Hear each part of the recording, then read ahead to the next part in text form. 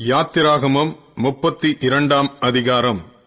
மோசே மலையிலிருந்து இறங்கி வர தாமதிக்கிறதை ஜனங்கள் கண்டபோது அவர்கள் ஆரோனிடத்தில் கூட்டங்கூடி அவனை நோக்கி, எகிப்து தேசத்திலிருந்து எங்களை அழைத்துக் கொண்டு வந்த அந்த மோசேக்கு என்ன சம்பவித்ததோ அறியோம். ஆதலால் நீர் எழுந்து எங்களுக்கு முன் செல்லும் தெய்வங்களை எங்களுக்காக உண்டு பண்ணும் என்றார்கள். அதற்கு ஆரோன், உங்கள் மனைவிகள் குமாரர் குமாரத்திகளுடைய காதுகளில் இருக்கிற பொன் அணிகளை கழற்றி என்னிடத்தில் கொண்டு வாருங்கள் என்றான். ஜனங்கள் எல்லாரும் தங்கள் காதுகளில் இருந்த பொன் அணிகளை கழற்றி ஆரோனிடத்தில் கொண்டு வந்தார்கள். அவர்கள் கையிலிருந்து அவன் அந்த பொன்னை வாங்கி சிற்பக் கருவியினால் கருபிடித்து ஒரு கன்றுக்குட்டியை வார்ப்பித்தான். அப்பொழுது அவர்கள், இஸ்ரவேலரே, உங்களை எகிப்து தேசத்திலிருந்து அழைத்துக் கொண்டு வந்த உங்கள் தெய்வங்கள் இவைகளே என்றார்கள். ஆரோன் அதை பார்த்து அதற்கு முன்பாக ஒரு பலிபீடத்தை கட்டி, நாளைக்கு கர்த்தருக்கு பண்டிகை என்று கூறினான். மறுநாள் அவர்கள் அதிகாலையில் எழுந்து சர்வாங்க தகன பலிகளை இட்டு சமாதான பலிகளை செலுத்தினார்கள். பின்பு ஜனங்கள் புசிக்கவும் குடிக்கவும் உட்கார்ந்து விளையாட எழுந்தார்கள். அப்பொழுது கர்த்தர் மோசேயை நோக்கி, நீ இறங்கிப் போ, எகிப்து தேசத்திலிருந்து நீ நடத்தி கொண்டு வந்த உன் ஜனங்கள் தங்களை கெடுத்துக் கொண்டார்கள். அவர்களுக்கு நான் விதித்த வழியை அவர்கள் சீக்கிரமாய் விட்டு விலகினார்கள். அவர்கள் தங்களுக்கு ஒரு கன்றுக்குட்டியை வார்ப்பித்து அதை பணிந்து கொண்டு அதற்கு பலியிட்டு, இஸ்ரவேலரே, உங்களை எகிப்து தேசத்திலிருந்து அழைத்துக் கொண்டு வந்த உங்கள் தெய்வங்கள் இவைகளே என்று சொன்னார்கள் என்றார். பின்னும் கர்த்தர் மோசேயை நோக்கி, இந்த ஜனங்களை பார்த்தேன், இவர்கள் வணங்கா கழுத்துள்ள ஜனங்கள். ஆகையால் என் கோபம் இவர்கள் மேல் மூளவும் நான் இவர்களை அழித்து போடவும் நீ என்னை விட்டுவிடு, உன்னை ஒரு பெரிய ஜாதியாக்குவேன் என்றார். மோசே தன் தேவனாகிய கர்த்தரை நோக்கி, கர்த்தாவே, தேவரீர் மகா பலத்தினாலும் வல்லமையுள்ள கையினாலும் எகிப்து தேசத்திலிருந்து புறப்பட பண்ணின உம்முடைய ஜனங்களுக்கு விரோதமாக உம்முடைய கோபம் பற்றி எறிவதென்ன? மலைகளில் அவர்களை கொன்று போடவும் பூமியின் மேல் இராதபடிக்கு அவர்களை நிர்மூலமாக்கவும் அவர்களுக்கு தீங்கு செய்யும் பொருட்டே அவர்களை புறப்பட பண்ணினார் என்று எகிப்தியர் சொல்லுவானேன்? உம்முடைய கோபத்தின் உக்கிரத்தை விட்டு திரும்பி உமது ஜனங்களுக்கு தீங்கு செய்யாதபடிக்கு அவர்கள் மேல் பரிதாபம் கொள்ளும். உமது தாசராகிய ஆபிரகாமையும் ஈசாக்கையும் இஸ்ரவேலையும் நினைத்தருளும். உங்கள் சந்ததியை வானத்து நட்சத்திரங்களைப் போல பெருக பண்ணி நான் சொன்ன இந்த தேசம் முழுவதையும் உங்கள் சந்ததியார் என்றைக்கும் சுதந்தரித்துக் கொள்ளும்படிக்கு அவர்களுக்கு கொடுப்பேன் என்று உம்மை கொண்டே அவர்களுக்கு ஆணையிட்டுச் சொன்னீரே என்று கெஞ்சி பிரார்த்தித்தான். அப்பொழுது கர்த்தர் தமது ஜனங்களுக்கு செய்ய நினைத்த தீங்கை செய்யாதபடிக்கு பரிதாபம் கொண்டார். பின்பு மோசே மலையிலிருந்து இறங்கினான். சாட்சி பலகைகள் 2 அவன் கையில் இருந்தது. அந்த பலகைகள் இருபுறமும் எழுதப்பட்டிருந்தது. அவைகள் இந்த பக்கத்திலும் அந்த பக்கத்திலும் எழுதப்பட்டிருந்தது. அந்த பலகைகள் தேவனால் செய்யப்பட்டதாயும் அவைகளிலே பதிந்த எழுத்து தேவனால் எழுதப்பட்ட எழுத்துமாயிருந்தது. ஜனங்கள் ஆரவாரம் பண்ணுகிறதை யோசுவா கேட்டு மோசேயை நோக்கி, பாளையத்தில் யுத்தத்தின் இரைச்சல் உண்டாயிருக்கிறது என்றான். அதற்கு மோசே, அது ஜெயதுனியாகிய சத்தமும் அல்ல, அபஜெயதுனியாகிய சத்தமும் அல்ல, பாடலின் சத்தம் எனக்கு கேட்கிறது என்றான். அவன் பாளையத்துக்கு சமீபித்து அந்த கன்றுக்குட்டியையும் நடனத்தையும் கண்டபோது மோசே கோபம் மூண்டவனாகி தன் கையிலே இருந்த பலகைகளை மலையின் அடியிலே எரிந்து உடைத்து போட்டு அவர்கள் உண்டு பண்ணின கன்றுக்குட்டியை எடுத்து அக்கினியில் சுட்டெரித்து அதை பொடியாக அரைத்து தண்ணீரின் மேல் தூவி அதை இஸ்ரவேல் புத்திரர் குடிக்கும்படி செய்தான். பின்பு மோசே ஆரோனை நோக்கி, நீ இந்த ஜனங்கள் மேல் இந்த பெரும் பாதகத்தை சுமத்துகிறதற்கு இவர்கள் உனக்கு என்ன செய்தார்கள் என்றான். அதற்கு ஆரோன், என் ஆண்டவனுக்கு கோபம் மூளாதிருப்பதாக, இது பொல்லாத ஜனம் என்று நீர் அறிந்திருக்கிறீர். இவர்கள் என்னை நோக்கி, எங்களுக்கு முன் செல்லும் தெய்வங்களை எங்களுக்கு உண்டு பண்ணும், எகிப்து தேசத்திலிருந்து எங்களை அழைத்துக் கொண்டு வந்த அந்த மோசேக்கு என்ன சம்பவித்ததோ அறியோம் என்றார்கள். அப்பொழுது நான், பொன்னுடைமை உடையவர்கள் எவர்களோ அவர்கள் அதை கழற்றி தரக்கடவர்கள் என்றேன். அவர்கள் அப்படியே செய்தார்கள். அதை அக்கினியிலே போட்டேன், அதிலிருந்து இந்த கன்றுக்குட்டி வந்தது என்றான். ஜனங்கள் தங்கள் பகைவருக்குள் அவமானப்படத்தக்கதாக ஆரோன் அவர்களை நிர்வாணமாக்கியிருந்தான். அவர்கள் நிர்வாணமாயிருக்கிறதை மோசே கண்டு பாளையத்தின் வாசலில் நின்று, கர்த்தருடைய பட்சத்தில் இருக்கிறவர்கள் யார்? அவர்கள் என்னிடத்தில் சேரக்கடவர்கள் என்றான். அப்பொழுது லேவியின் புத்திரர் எல்லாரும் அவரிடத்தில் கூடி வந்தார்கள். அவன் அவர்களை நோக்கி, உங்களில் ஒவ்வொருவனும் தன் பட்டயத்தை தன் அறையிலே கட்டிக்கொண்டு பாளையமெங்கும் உள்ளும் புறம்பும் வாசலுக்கு வாசல் போய், ஒவ்வொருவனும் தன் தன் சகோதரனையும், ஒவ்வொருவனும் தன் தன் சிநேகிதனையும், ஒவ்வொருவனும் தன் தன் அயலானையும் கொன்று போடக் கடவன் என்று இஸ்ரவேலின் தேவனாகிய கர்த்தர் சொல்லுகிறார் என்றான். லேவியின் புத்திரர் மோசே சொன்னபடியே செய்தார்கள். அந்நாளில் ஜனங்களில் ஏறக்குறைய 3000 பேர் விழுந்தார்கள். கர்த்தர் இன்றைக்கு உங்களுக்கு ஆசீர்வாதம் அளிக்கும்படி, இன்றைக்கு நீங்கள் அவனவன் தன் தன் மகனுக்கும் சகோதரனுக்கும் விரோதமாயிருக்கிறதினால் கர்த்தருக்கு உங்களை பிரதிஷ்டை பண்ணுங்கள் என்று மோசே சொல்லியிருந்தான்.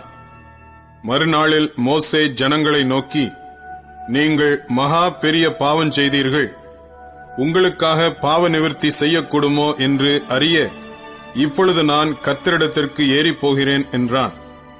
அப்படியே மோசே கர்த்தரிடத்திற்கு திரும்பி போய், ஐயோ, இந்த ஜனங்கள் பொன்னினால் தங்களுக்கு தெய்வங்களை உண்டாக்கி மகா பெரிய பாவம் செய்திருக்கிறார்கள்.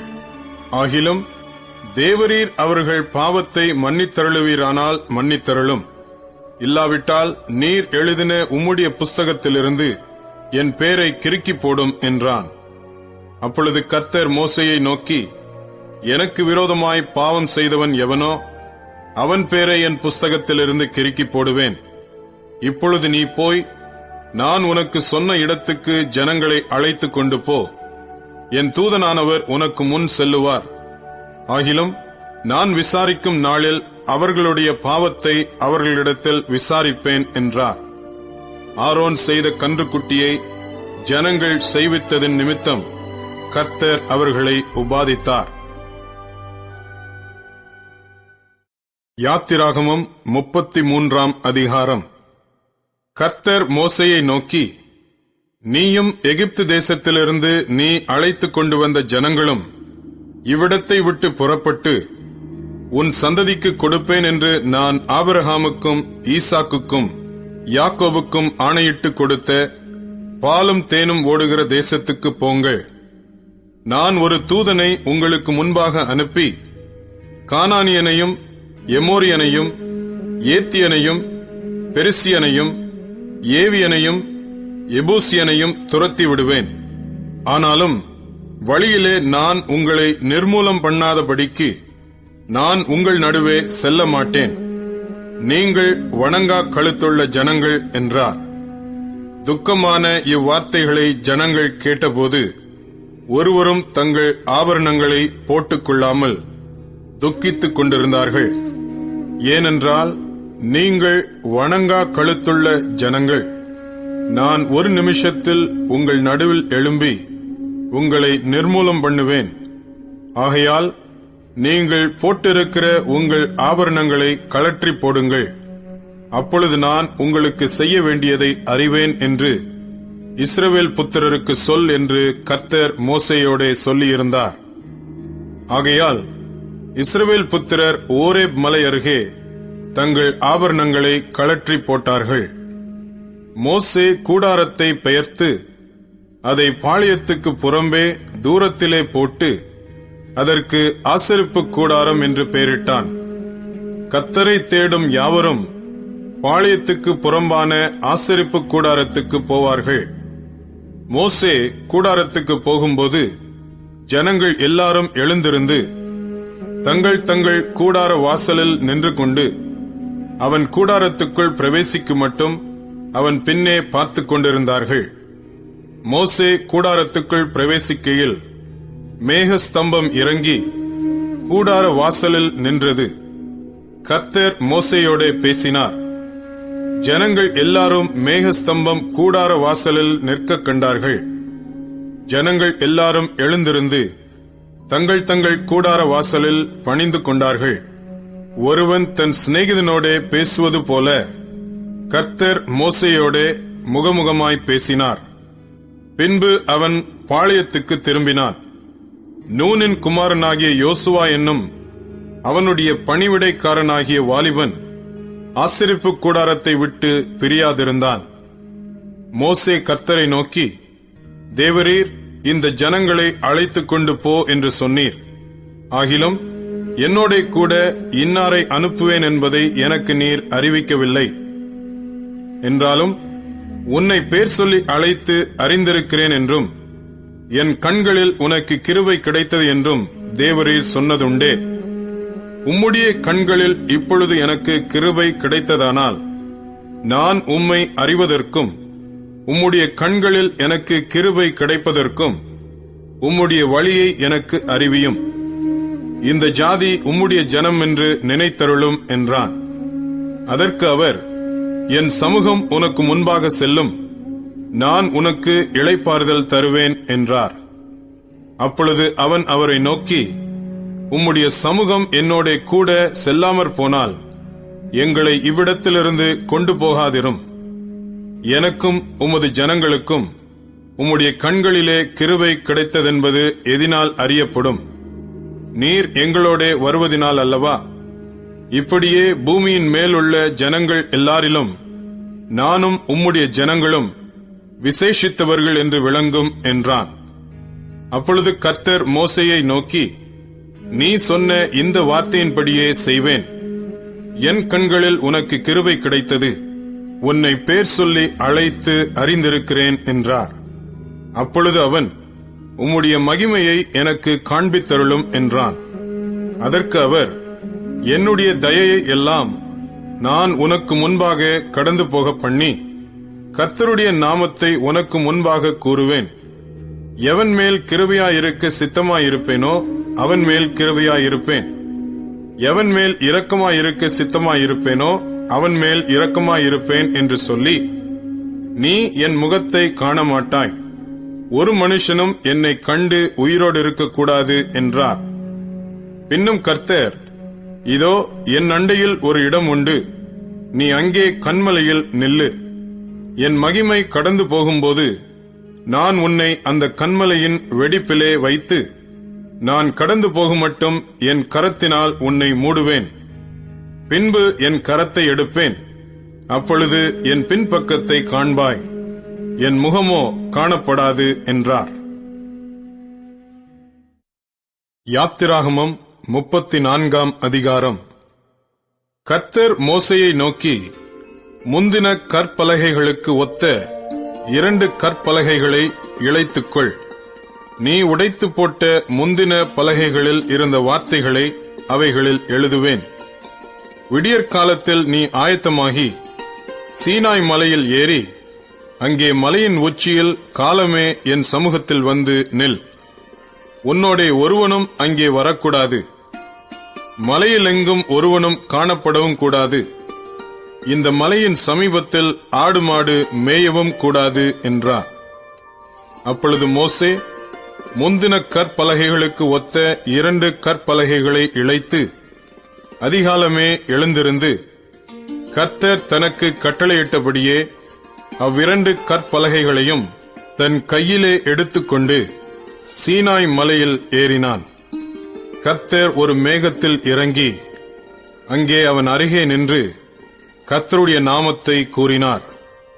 கர்த்தர் அவனுக்கு முன்பாக கடந்து போகிறபோது அவர், கர்த்தர், கர்த்தர், இரக்கமும் கிருபையும் நீடிய சாந்தமும் மகா தயையும் சத்தியமும் உள்ள தேவன், 1000 தலைமுறைகளுக்கு இரக்கத்தை காக்கிறவர், அக்கிரமத்தையும் மீறுதலையும் பாவத்தையும் மன்னிக்கிறவர், குற்றவாளியை குற்றமற்றவனாக விடாமல் பிதாக்கள் செய்த அக்கிரமத்தை பிள்ளைகளிடத்திலும் பிள்ளைகளுடைய பிள்ளைகளிடத்திலும் 3ஆம் 4ஆம் தலைமுறை மட்டும் விசாரிக்கிறவர் என்று கூறினார். மோசே தீவிரமாக தரைமட்டும் குனிந்து பணிந்து கொண்டு, ஆண்டவரே, உம்முடைய கண்களில் எனக்கு கிருபை கிடைத்ததானால் எங்கள் நடுவில் ஆண்டவர் எழுந்தருள வேண்டும். இந்த ஜனங்கள் வணங்கா கழுத்துள்ளவர்கள். நீரோ எங்கள் அக்கிரமத்தையும் எங்கள் பாவத்தையும் மன்னித்து எங்களை உமக்கு சுதந்திரமாக ஏற்றுக்கொள்ளும் என்றான். அதற்கு அவர், இதோ நான் ஒரு உடன்படிக்கை பண்ணுகிறேன். பூமி எங்கும் எந்த ஜாதிகளிடத்திலும் செய்யப்படாத அதிசயங்களை உன் ஜனங்கள் எல்லாருக்கும் முன்பாகவும் செய்வேன். உன்னோடே கூட இருக்கிற ஜனங்கள் எல்லாரும் கர்த்தருடைய செய்கையை காண்பார்கள். உன்னோடே கூட இருந்து நான் செய்யும் காரியம் பயங்கரமாயிருக்கும். இன்று நான் உனக்கு கட்டளையிடுகிறதை கைக்கொள். எமோரியனையும் கானானியனையும் ஏத்தியனையும் பெரிசியனையும் ஏவியனையும் எபூசியனையும் உனக்கு முன்பாக துரத்தி விடுகிறேன். நீ போய் சேருகிற தேசத்தின் குடிகளோடு உடன்படிக்கை பண்ணாதபடிக்கு எச்சரிக்கையாயிரு. பண்ணினால் அது உன் நடுவில் கண்ணியாயிருக்கும். அவர்களுடைய பலிபீடங்களை இடித்து அவர்கள் சிலைகளை தகர்த்து அவர்கள் தோப்புகளை வெட்டி போடுங்கள். கர்த்தருடைய நாமம் எரிச்சல் உள்ளவர் என்பது. அவர் எரிச்சலுள்ள தேவனே. ஆகையால் அந்நிய தேவனை நீ பணிந்து கொள்ள வேண்டாம். அந்த தேசத்தின் குடிகளோடே உடன்படிக்கை பண்ணுவாயானால் அவர்கள் தங்கள் தேவர்களை சோரமார்க்கமாய் பின்பற்றி தங்களுடைய தேவர்களுக்கு பலியிடுவார்கள். ஒருவன் உன்னை அழைக்கையில் நீ போய் அவன் பலியிட்டதிலே புசிப்பாய். அவர்கள் குமாரத்திகளில் உன் குமாரருக்கு பெண்களை கொள்ளுவாய். அவர்கள் குமாரத்திகள் தங்கள் தேவர்களை சோரமார்க்கமாய் பின்பற்றுவதும் அல்லாமல் உன் குமாரரையும் தங்கள் தேவர்களை சோரமார்க்கமாய் பின்பற்றும்படி செய்வார்கள். வார்ப்பிக்கப்பட்ட தெய்வங்களை உங்களுக்கு உண்டாக்க வேண்டாம். புளிப்பில்லா அப்ப பண்டிகையை நீங்கள் கைக்கொண்டு நான் உங்களுக்கு கட்டளையிட்டபடியே ஆபீப் மாதத்தில் குறித்த காலத்திலே 7 நாள் புளிப்பில்லா அப்பம் புசிக்க கடவீர்கள். ஆபீப் மாதத்திலே எகிப்திலிருந்து புறப்பட்டாயே. கற்பந்திறந்து பிறக்கிற யாவும் உன் ஆடு மாடுகளின் தலையீற்றான ஆண்கள் யாவும் என்னுடையவைகள். கழுதையின் தலையீற்றை ஒரு ஆட்டுக்குட்டியால் மீட்டுக் கொள்வாயாக. அதை மீட்டுக் கொள்ளாதிருந்தால் அதன் கழுத்தை முறித்து போடு. உன் பிள்ளைகளில் முதற்பேரானவைகளை எல்லாம் மீட்டுக் கொள்ள வேண்டும். வெறுங்கையோடே என் சந்நிதியில் ஒருவனும் வரக்கூடாது. 6 நாள் வேலை செய்து 7ஆம் நாளிலே ஓய்ந்திருப்பாயாக. விதைப்பு காலத்திலும் அறுப்பு காலத்திலும் ஓய்ந்திருப்பாயாக. கோதுமை அறுப்பின் முதற்பலனை செலுத்தும் 7 வாரங்களின் பண்டிகையையும் வருஷ முடிவிலே சேர்ப்பு கால பண்டிகையையும் ஆசரிப்பாயாக. வருஷத்தில் 3 தரம் உங்கள் ஆண்மக்கள் எல்லாரும் இஸ்ரவேலின் தேவனாயிருக்கிற கர்த்தராகிய ஆண்டவரின் சந்நிதியில் வரக்கடவர்கள். நான் புறஜாதிகளை உங்கள் முன்னின்று துரத்திவிட்டு உங்கள் எல்லைகளை விஸ்தாரமாக்குவேன். வருஷத்தில் 3 தரம் உங்கள் தேவனாகிய கர்த்தருடைய சந்நிதிக்கு முன்பாக காணப்பட போயிருக்கும்போது ஒருவரும் உங்கள் தேசத்தை இச்சிப்பதில்லை. எனக்கு இடும் பலியின் இரத்தத்தை புளித்த மாவுடன் செலுத்த வேண்டாம். பஸ்கா பண்டிகையின் பலியை விடியற்காலம் வரைக்கும் வைக்கவும் வேண்டாம். உங்கள் நிலத்தில் முதல் விளைந்த முதற் பலத்தை உங்கள் தேவனாகிய கர்த்தரின் ஆலயத்துக்கு கொண்டு வாருங்கள். வெள்ளாட்டுக்குட்டியை அதன் தாயின் பாலிலே சமைக்க வேண்டாம் என்றார். பின்னும் கர்த்தர் மோசேயை நோக்கி, இந்த வார்த்தைகளை நீ எழுது. இந்த வார்த்தைகளின்படியே உன்னோடும் இஸ்ரவேலோடும் உடன்படிக்கை பண்ணினேன் என்றார். அங்கே அவன் அப்பம் புசியாமலும் தண்ணீர் குடியாமலும் இரவும் பகலும் 40 நாள் கர்த்தரோடே இருந்தான். அவன் 10 கற்பனைகளாகிய உடன்படிக்கையின் வார்த்தைகளை பலகைகளில் எழுதினான். மோசே சாட்சி பலகைகள் இரண்டையும் தன் கையில் எடுத்துக்கொண்டு சீனாய் மலையிலிருந்து இறங்குகிற போது தன்னோடே அவர் பேசினதினாலே தன் முகம் பிரகாசித்திருப்பதை அவன் அறியாதிருந்தான். ஆரோனும் இஸ்ரவேல் புத்திரர் எல்லாரும் மோசேயை பார்க்கும்போது அவன் முகம் பிரகாசித்திருப்பதைக் கண்டு அவன் சமீபத்தில் சேர பயந்தார்கள். மோசே அவர்களை அழைத்தான். அப்பொழுது ஆரோனும் சபையில் உள்ள பிரபுக்கள் யாவரும் அவனிடத்திற்கு திரும்பி வந்தார்கள். மோசே அவர்களோட பேசினான். பின்பு இஸ்ரவேல் புத்திரர் எல்லாரும் அவனிடத்தில் சேர்ந்தார்கள். அப்பொழுது அவன் சீனாய் மலையில் கர்த்தர் தன்னோட பேசினவைகளை எல்லாம் அவர்களுக்கு கற்பித்தான். மோசே அவர்களோட பேசி முடியும் அளவும் தன் முகத்தின் மேல் முக்காடு போட்டிருந்தான். மோசே கர்த்தருடைய சந்நிதியில் அவரோட பேசும்படிக்கு உட்பிரவேசித்தது முதல் வெளியே புறப்படும் மட்டும் முக்காடு போடாதிருந்தான். அவன் வெளியே வந்து தனக்கு கற்பிக்கப்பட்டதை இஸ்ரவேல் புத்திரரோட சொல்லும்போது இஸ்ரவேல் புத்திரர் அவன் முகம் பிரகாசித்திருப்பதைக் கண்டார்கள். மோசே அவரோட பேசும்படிக்கு உள்ளே பிரவேசிக்கும் வரைக்கும் முக்காட்டை திரும்ப தன் முகத்தின் மேல் போட்டுக் கொள்ளுவான்.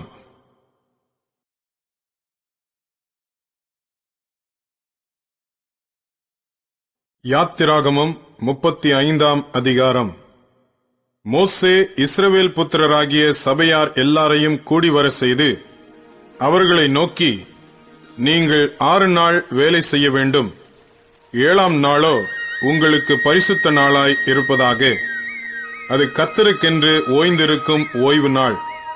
அதிலே வேலை செய்கிறவன் எவனும் கொலை செய்யப்பட கடவன். ஓய்வு நாளில் உங்கள் வாசஸ்தலங்களில் எங்கும் நெருப்பு மூட்டாதிருப்பீர்களாக என்னும் இவ்வார்த்தைகளை கைக்கொள்ளும்படி கர்த்தர் கட்டளையிட்டார் என்றான்.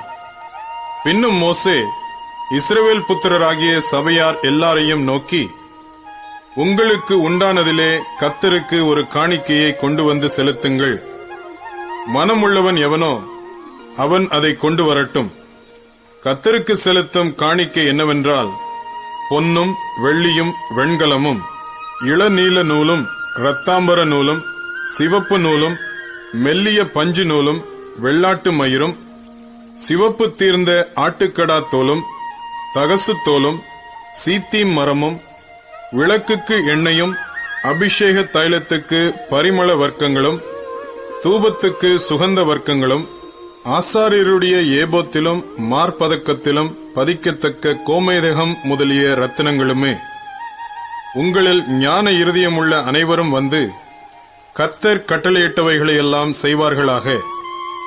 வாசஸ்தலத்தையும் அதன் கூடாரத்தையும் அதன் மூடியையும் அதன் கொக்கிகளையும் அதன் பலகைகளையும் அதன் தாழ்பாள்களையும் அதன் தூண்களையும் அதன் பாதங்களையும் பெட்டியையும் அதன் தண்டுகளையும் கிருபாசனத்தையும் மறைவின் திரைச்சீலையையும் மேஜையையும் அதன் தண்டுகளையும் அதன் சகல பணிமுட்டுகளையும் சமூகத் தப்பங்களையும் வெளிச்சங்கொடுக்கும் குத்து விளக்கையும் அதன் கருவிகளையும் அதன் அகல்களையும் வெளிச்சத்துக்கு எண்ணெயையும் தூப பீடத்தையும் அதன் தண்டுகளையும் அபிஷேக தைலத்தையும் சுகந்த தூப வர்க்கத்தையும் வாசஸ்தலத்தின் வாசலுக்கு தொங்கு திரையையும் தகன பலிபீடத்தையும் அதன் வெண்கல சல்லடையையும் அதன் தண்டுகளையும் அதன் சகல பணிமுட்டுகளையும் தொட்டியையும் அதன் பாதத்தையும் பிரகாரத்தின் தொங்கு திரைகளையும்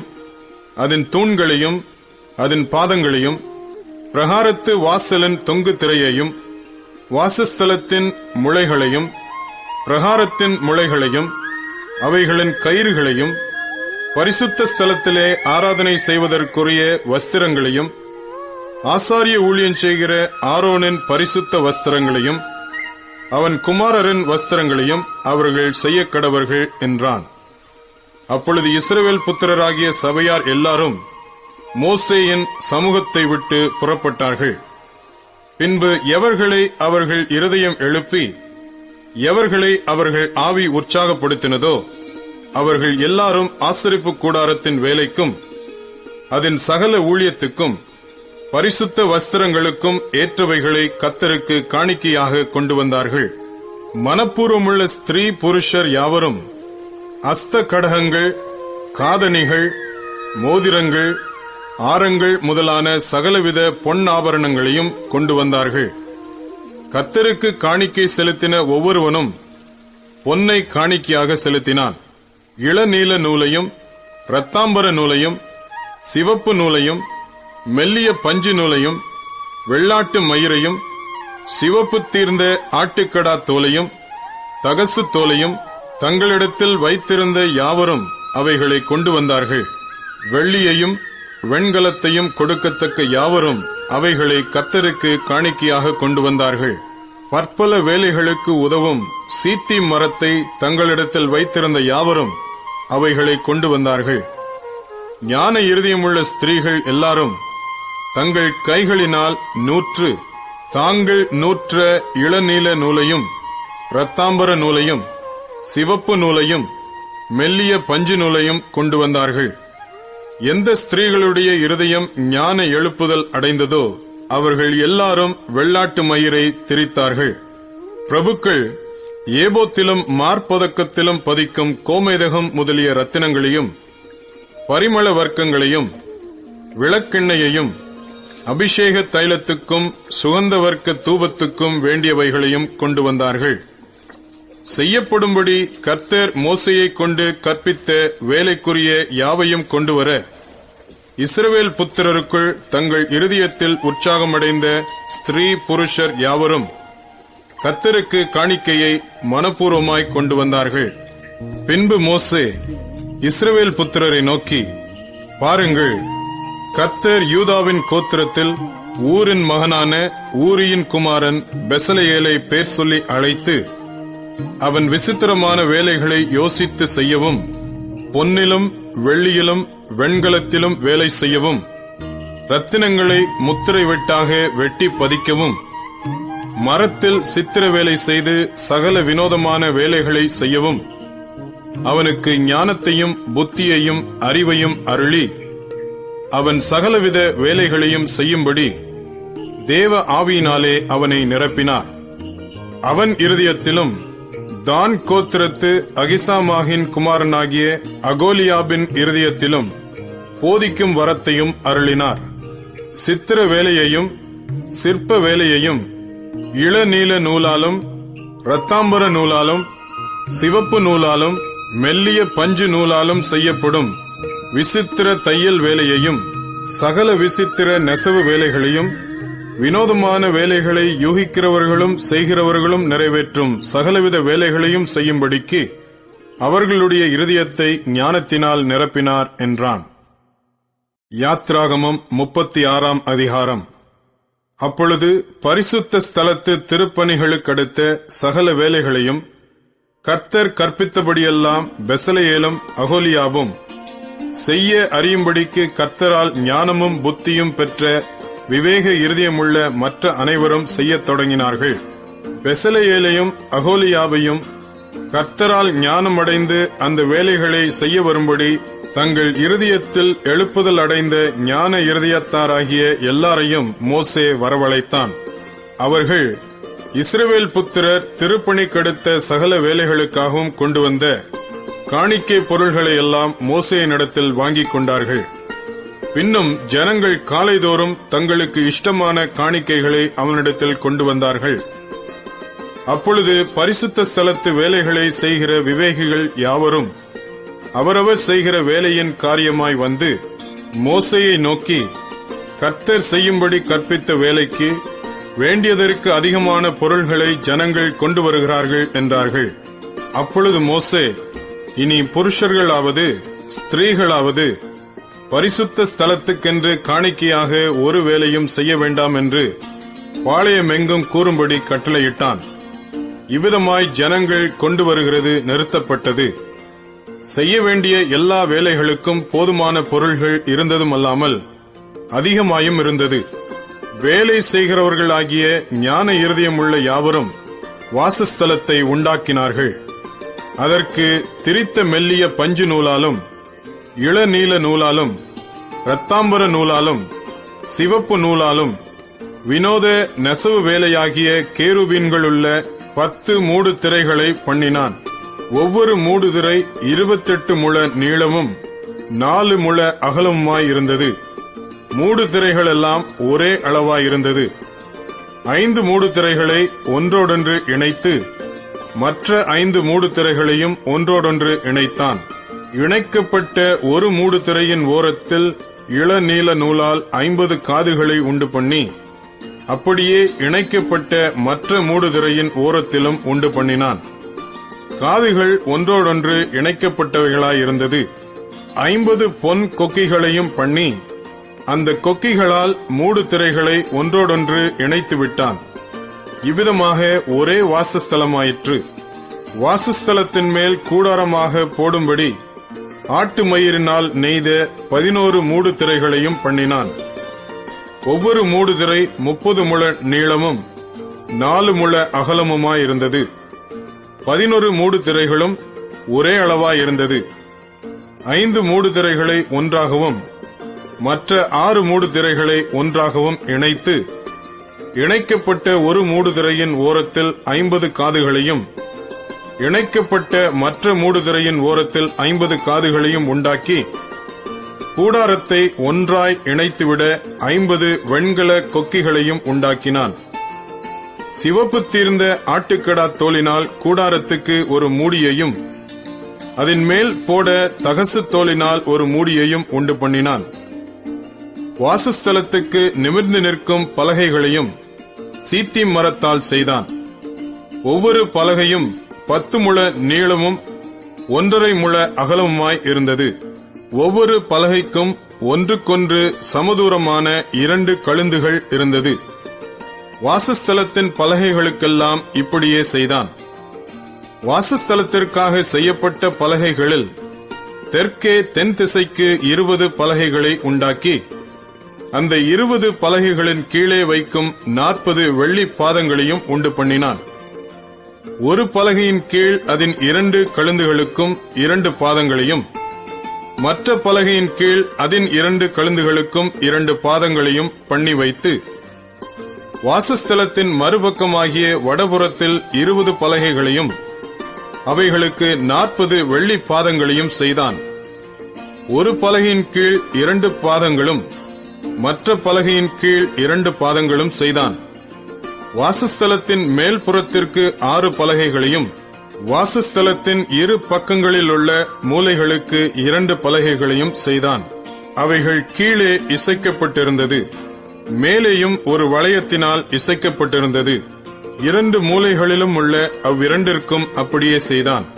அப்படியே 8 பலகைகளும் அவைகளுடைய ஒவ்வொரு பலகையின் கீழ் 2 பாதங்களாக 16 வெள்ளி பாதங்களும் இருந்தது. சீத்திம் மரத்தால் வாசஸ்தலத்தின் ஒரு பக்கத்து பலகைகளுக்கு 5 தாழ்பாள்களையும், வாசஸ்தலத்தின் மறுபக்கத்து பலகைகளுக்கு 5 தாழ்பாள்களையும், வாசஸ்தலத்தின் மேல்புறமான பின்பக்கத்து பலகைகளுக்கு 5 தாழ்பாள்களையும் பண்ணினான்.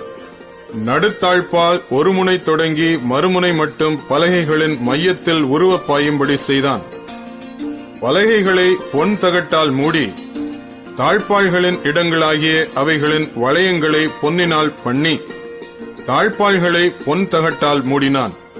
இளநீல நூலாலும் இரத்தாம்பர நூலாலும் சிவப்பு நூலாலும் திரித்த மெல்லிய பஞ்சு நூலாலும் செய்யப்பட்டதும் விசித்திர வேலையாகிய கேருபீன்களுள்ளதுமான ஒரு திரைச்சீலையை உண்டு பண்ணி, அதற்கு சீத்திம் மரத்தினால் 4 தூண்களை செய்து, அவைகளை பொன் தகட்டால் மூடி, அவைகளின் கொக்கிகளை பொன்னினால் பண்ணி, அவைகளுக்கு 4 வெள்ளி பாதங்களை வார்ப்பித்தான்.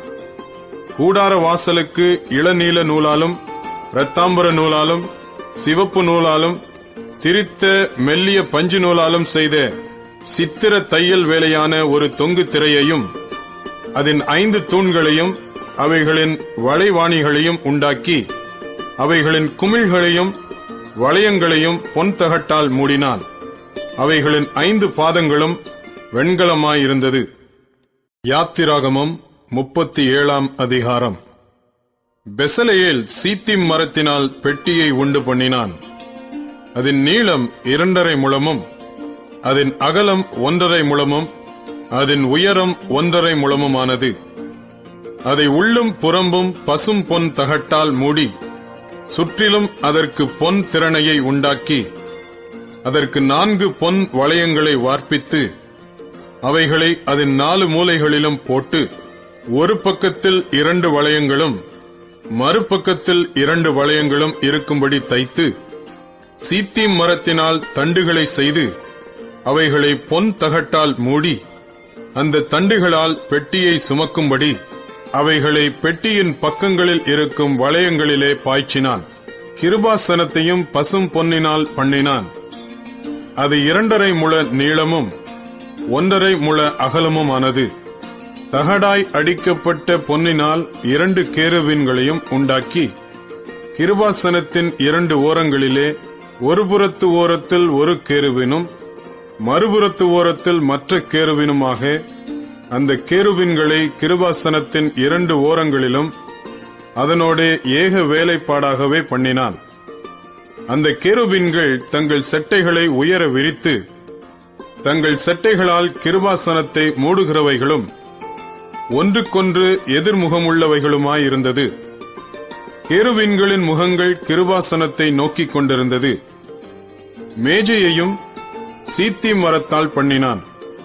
அது 2 முழ நீளமும் 1 முழ அகலமும் 1.5 முழ உயரமுமானது.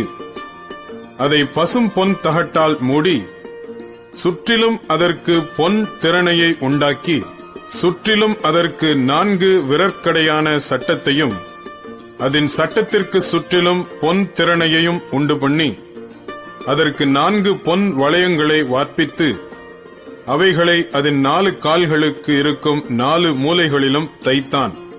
அந்த வளையங்கள் மேஜையை சுமக்கும் தண்டுகளை பாய்ச்சும் இடங்களாயிருக்கும்படி சட்டத்தின் அருகே இருந்தது.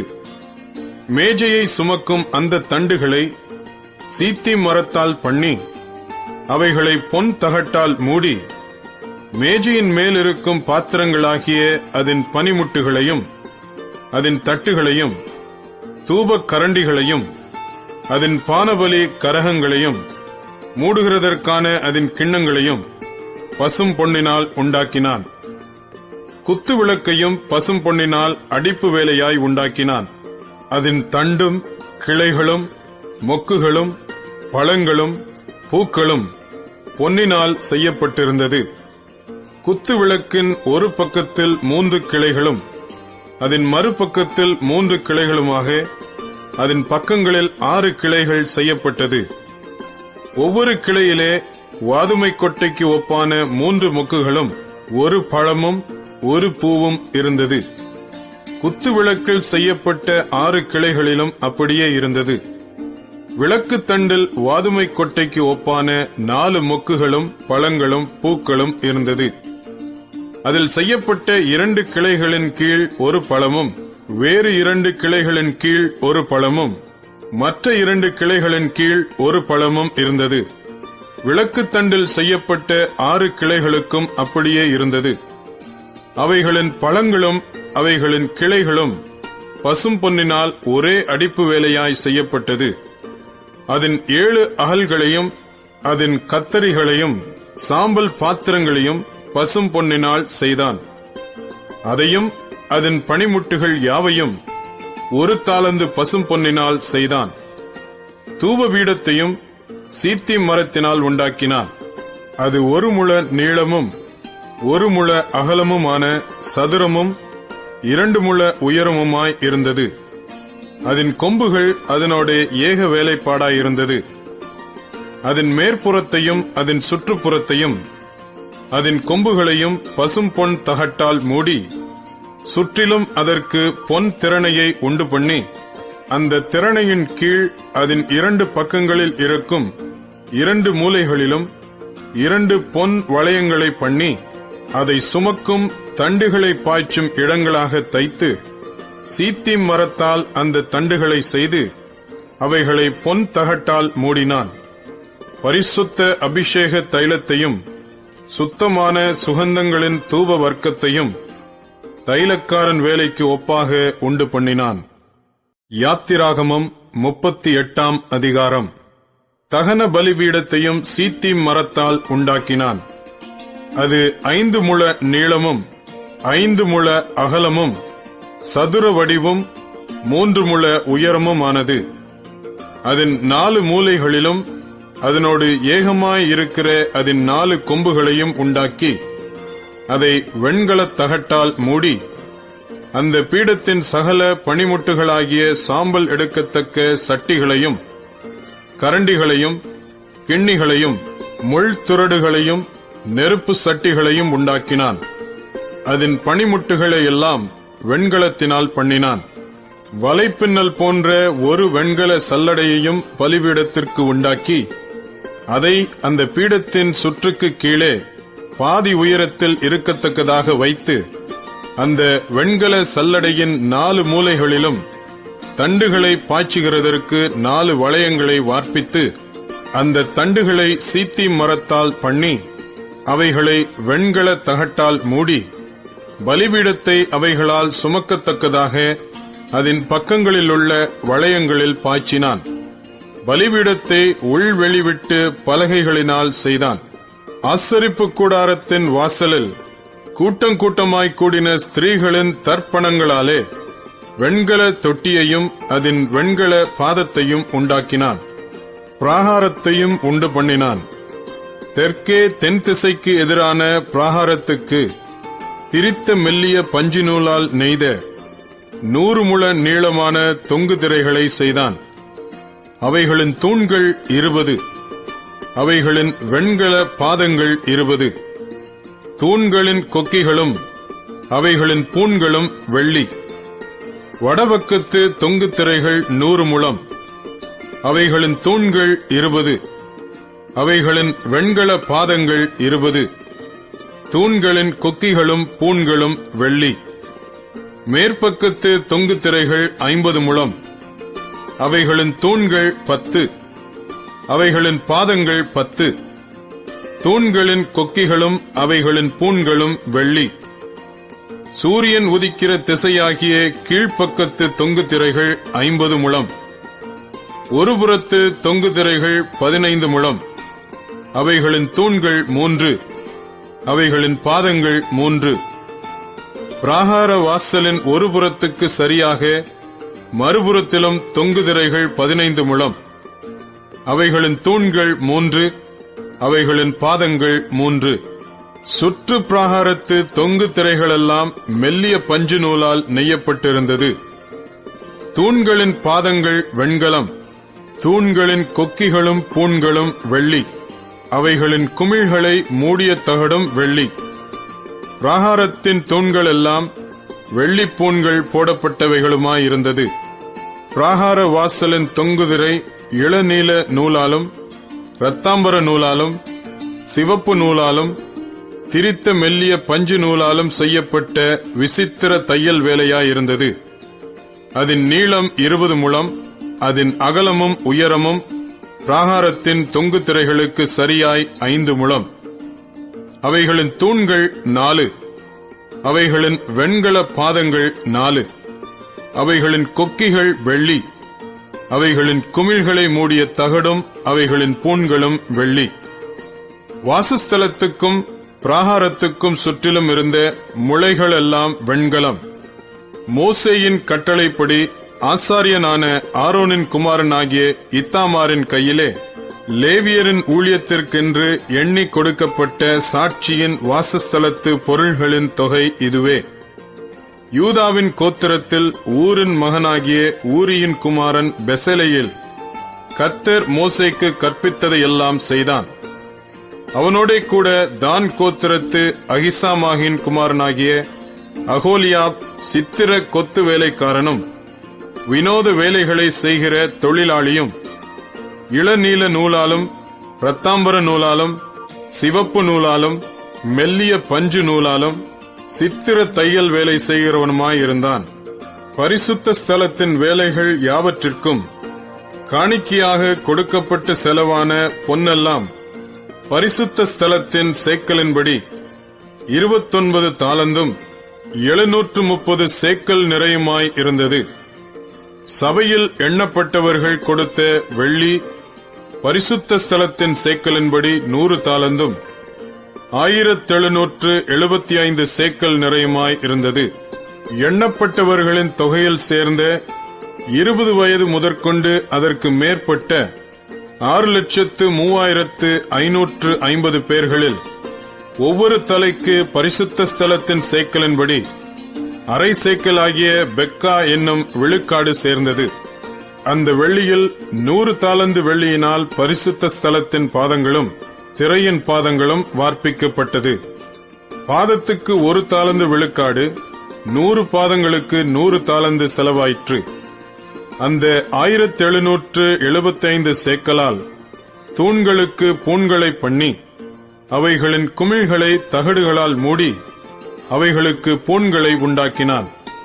காணிக்கையாக செலுத்தப்பட்ட வெண்கலமானது 70 தாலந்தும் 2400 சேக்கல் நிறையுமாய் இருந்தது.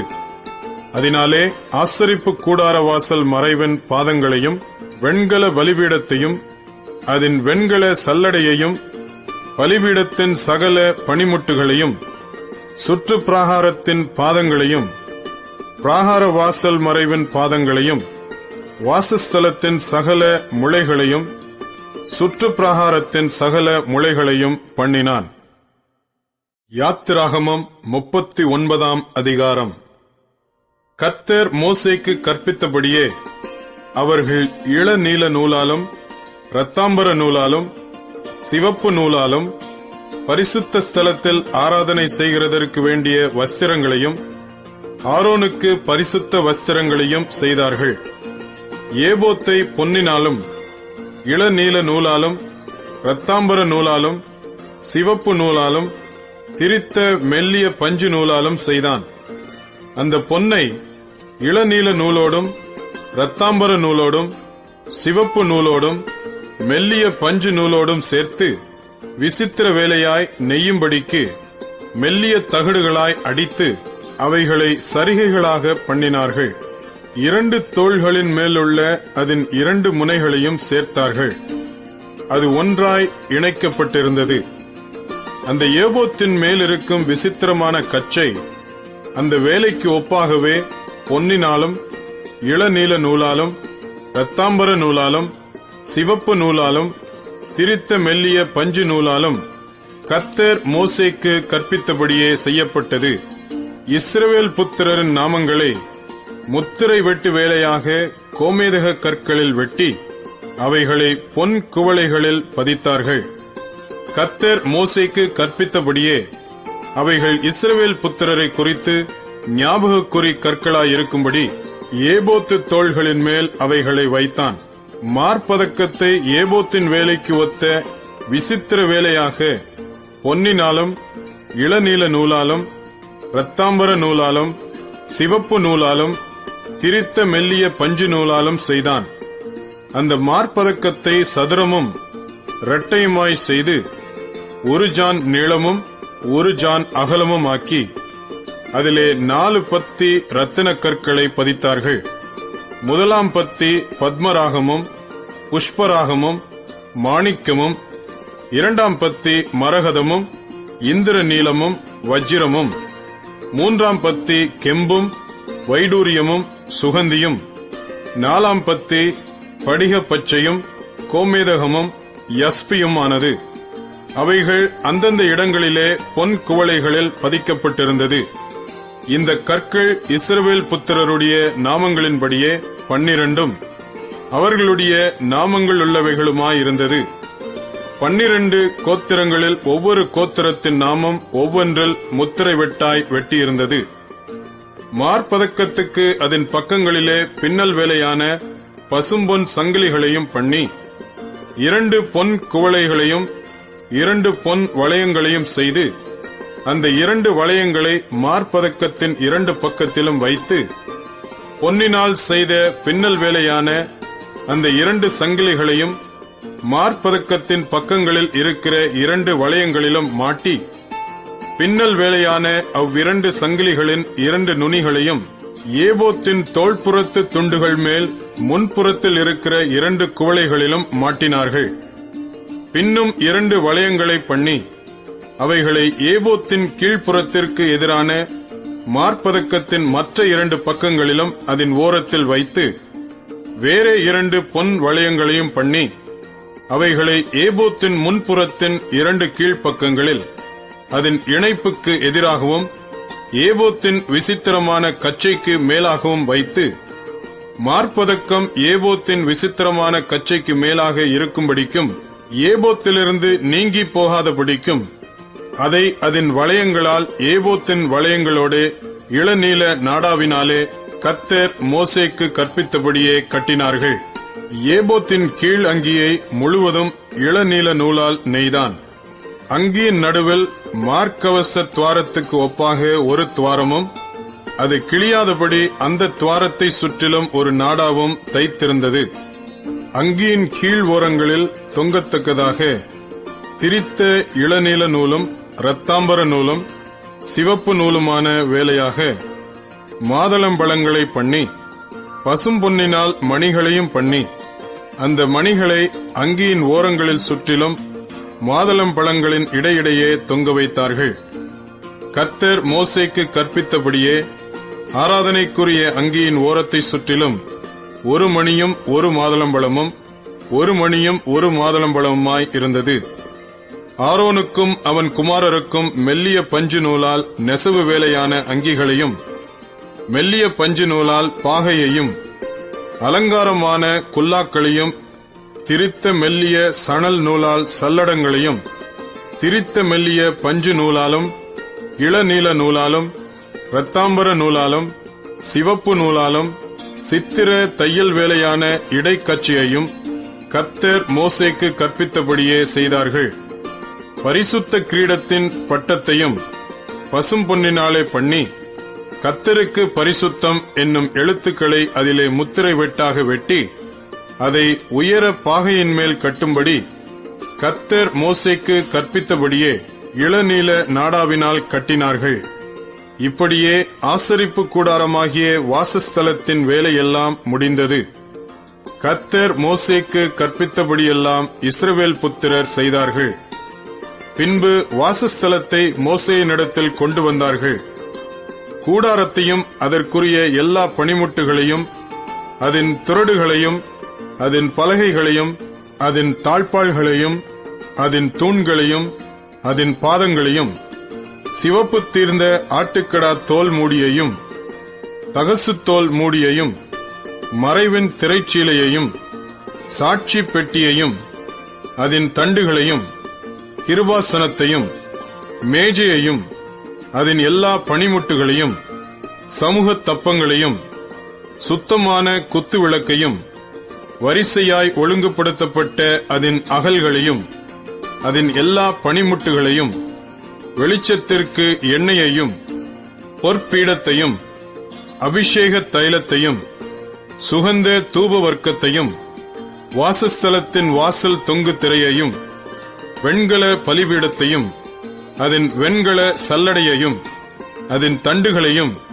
அதன் சகல பணிமுட்டுகளையும் தொட்டியையும் அதன் பாதத்தையும் பிராகாரத்தின் தொங்கு திரைகளையும் அதன் தூண்களையும் அதன் பாதங்களையும் பிராகாரத்து வாசல் மறைவையும் அதன் கயிறுகளையும் அதன் முளைகளையும் ஆசரிப்பு கூடாரமான வாசஸ்தலத்தின் வேலை கெடுத்த சகல பணிமுட்டுகளையும் பரிசுத்த ஸ்தலத்திலே செய்யும் ஆராதனை கெடுத்த வஸ்திரங்களையும் ஆசாரிய ஊழியம் செய்கிற ஆரோனின் பரிசுத்த வஸ்திரங்களையும் அவன் குமாரரின் வஸ்திரங்களையும் கொண்டு வந்தார்கள்.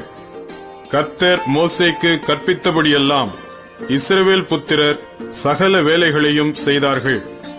மோசே அந்த வேலைகளை எல்லாம் பார்த்தான். கர்த்தர் கற்பித்தபடியே அதை செய்திருந்தார்கள். மோசே அவர்களை ஆசீர்வதித்தான்.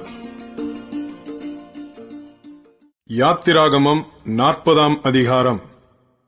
கர்த்தர் மோசேயை நோக்கி, நீ 1ஆம் மாதம் 1 தேதியில் ஆசரிப்பு கூடாரத்தின் வாசஸ்தலத்தை ஸ்தாபனம் பண்ணு. அதிலே சாட்சி பெட்டியை வைத்து பெட்டியை திரையினால் மறைத்து மேஜையை கொண்டு வந்து அதில் வைக்க வேண்டியதை கிரமமாய் வைத்து குத்து விளக்கை கொண்டு வந்து அதன் விளக்குகளை ஏற்றி பொன் தூபபீடத்தை சாட்சி பெட்டிக்கு முன்னே வைத்து வாசஸ்தலத்து வாசலின் தொங்கு திரையை தூக்கி வைக்க கடவாய். பின்பு தகன பலிபீடத்தை ஆசரிப்பு கூடாரமாகிய வாசஸ்தலத்தின் வாசலுக்கு முன்பாக வைத்து, தொட்டியை ஆசரிப்பு கூடாரத்துக்கும் பலிபீடத்துக்கும் நடுவே வைத்து அதிலே தண்ணீர் வார்த்து, சுற்று பிராகாரத்தை நிறுத்தி பிராகார வாசல் தொங்கு திரையை தூக்கி வைத்து, அபிஷேக தைலத்தை எடுத்து வாசஸ்தலத்தையும் அதிலுள்ள யாவையும் அபிஷேகம் பண்ணி, அதையும் அதிலுள்ள சகல பணிமுட்டுகளையும் பரிசுத்தப்படுத்துவாயாக. அப்பொழுது பரிசுத்தமாயிருக்கும். தகன பலிபீடத்தையும் அதன் சகல பணிமுட்டுகளையும் அபிஷேகம் பண்ணி அதை பரிசுத்தப்படுத்துவாயாக. அப்பொழுது அது மகா பரிசுத்தமான பலிபீடமாயிருக்கும். தொட்டியையும் அதன் பாதத்தையும் அபிஷேகம் பண்ணி பரிசுத்தப்படுத்துவாயாக.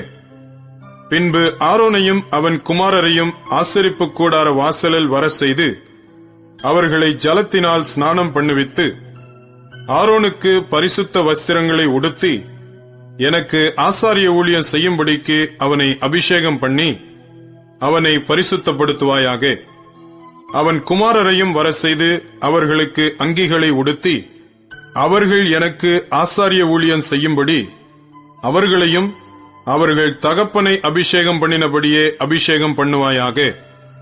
அவர்கள் பெறும் அந்த அபிஷேகம் தலைமுறை தோறும் நித்திய ஆசாரியத்துவத்துக்கு ஏதுவாயிருக்கும் என்றார். கர்த்தர் தனக்கு கற்பித்தபடியெல்லாம் மோசே செய்தான்.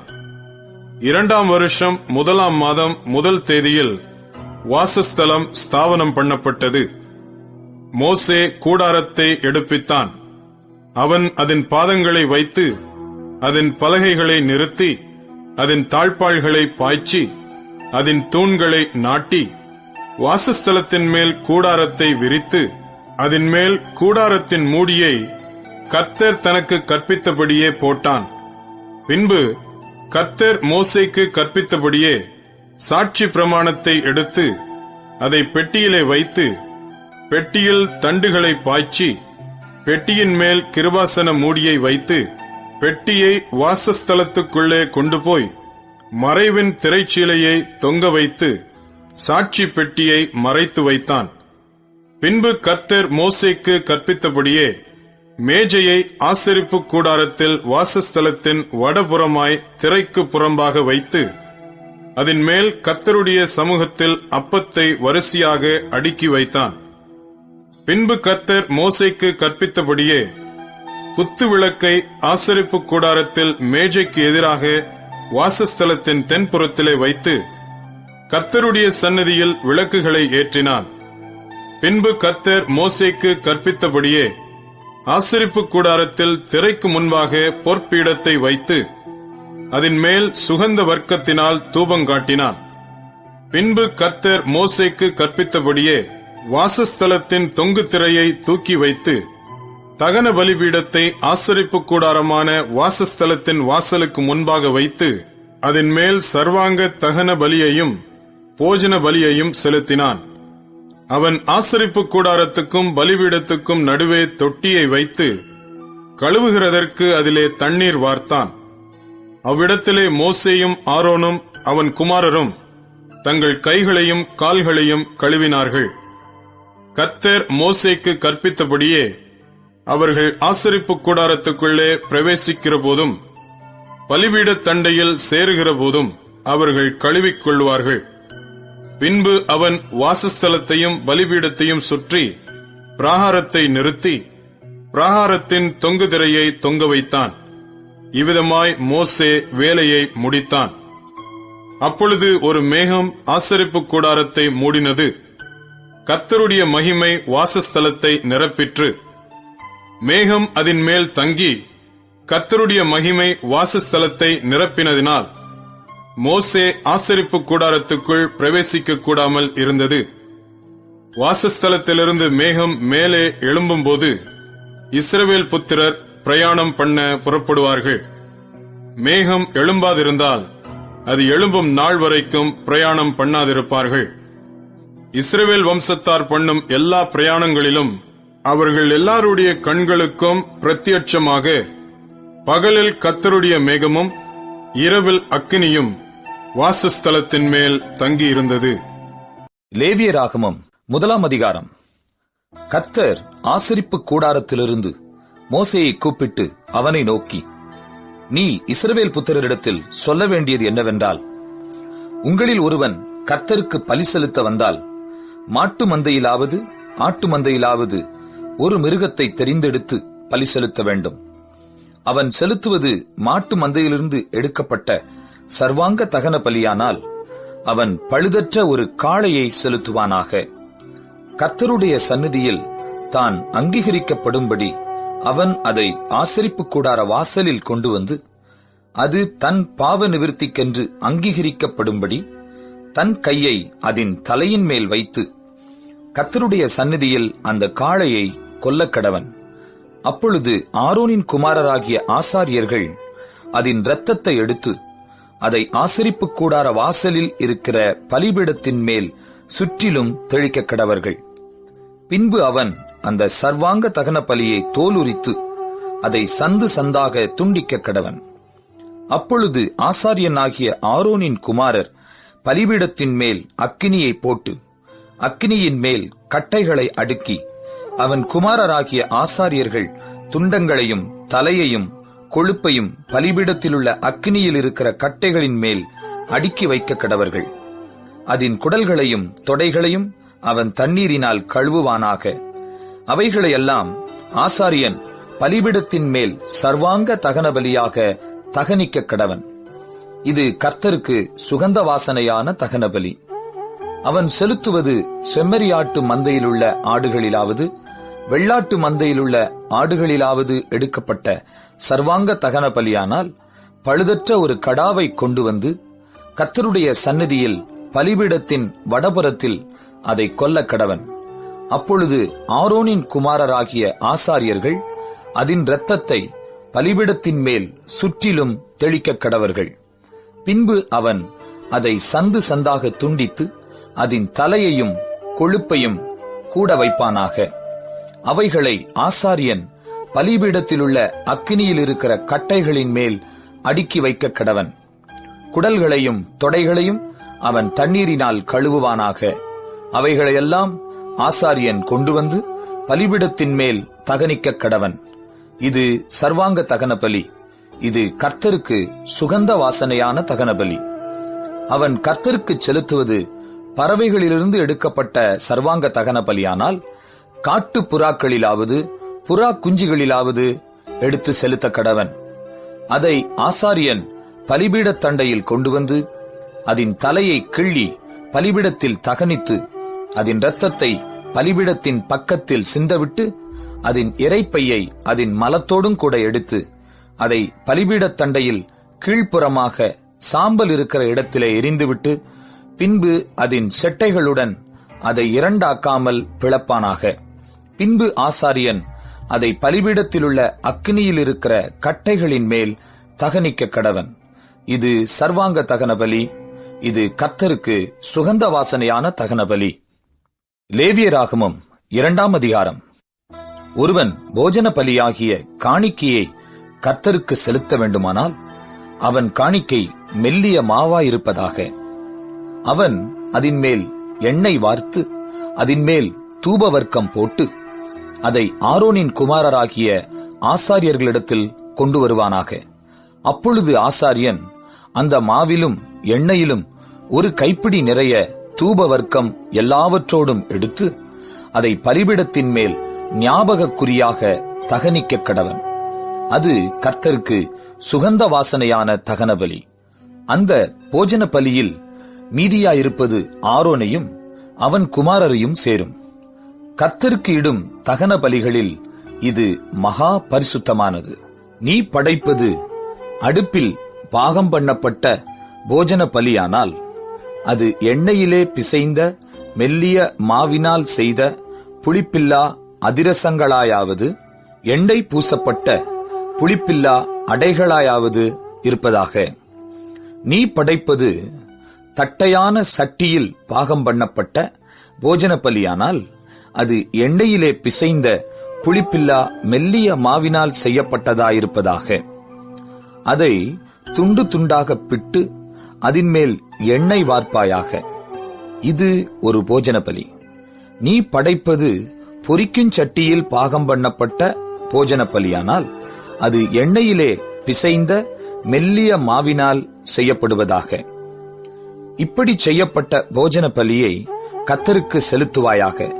அது ஆசாரியனிடத்தில் கொண்டு வரப்படும் போது அவன் அதை பலிபீடத் தண்டையில் கொண்டு வந்து அந்த போஜன பலியிலிருந்து ஆசாரியன் ஞாபகக்குறியாக ஒரு பங்கை எடுத்து பலிபீடத்தின் மேல் தகனிக்க கடவன். இது கர்த்தருக்கு சுகந்த வாசனையான தகன பலி. இந்த போஜன பலியில் மீதியானது ஆரோனையும் அவன் குமாரரையும் சேரும். கர்த்தருக்கு இடும் தகனங்களில் இது மகா பரிசுத்தமானது. நீங்கள் கர்த்தருக்கு செலுத்தும் எந்த போஜன பலியும் புளித்த மாவினால் செய்யப்படாதிருப்பதாக. புளித்த மாவுள்ளதொன்றையும் தேனுள்ளதொன்றையும் கர்த்தருக்கு தகன பலியாக தகனிக்க வேண்டாம். முதற்கனிகளை காணிக்கையாக கொண்டு வந்து அவைகளை கர்த்தருக்கு செலுத்தலாம். ஆனாலும் பலிபீடத்தின் மேல் அவைகள் சுகந்த வாசனையாக தகனிக்கப்படலாகாது. நீ படைக்கிற எந்த போஜன பலியும் உப்பினால் சாரமாக்கப்படுவதாக. உன் தேவனுடைய உடன்படிக்கையின் உப்பை உன் போஜன பலியிலே குறையவிடாமல் நீ படைப்பது எல்லாவற்றோடும் உப்பையும் படைப்பாயாக. முதற் பலன்களை போஜன பலியாக நீ கர்த்தருக்கு செலுத்த வந்தால் நிறைந்த பச்சையான கதிர்களை நெருப்பிலே வாட்டி உதிர்த்து அதை உன் முதற் பலனின் போஜன பலியாக கொண்டு வர கடவாய். அதின்மேல் எண்ணெய் வார்த்து அதின்மேல் தூப வர்க்கத்தை போடுவாயாக.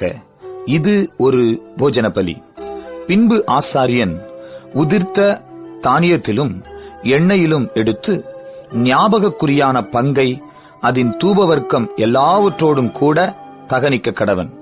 இது கர்த்தருக்கு இடும் தகன பலி. லேவியராகமம் 3ஆம் அதிகாரம்.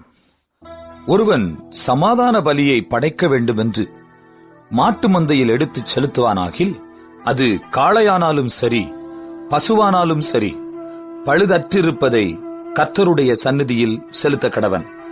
அவன் தன் பலியின் தலைமேல் தன் கையை வைத்து ஆசரிப்பு கூடார வாசலுக்கு முன்பாக அதை கொல்லக் கடவன். அப்பொழுது ஆரோனின் குமாரராகிய ஆசாரியர் அதன் இரத்தத்தை பலிபீடத்தின் மேல் சுற்றிலும் தெளிக்க கடவர்கள்.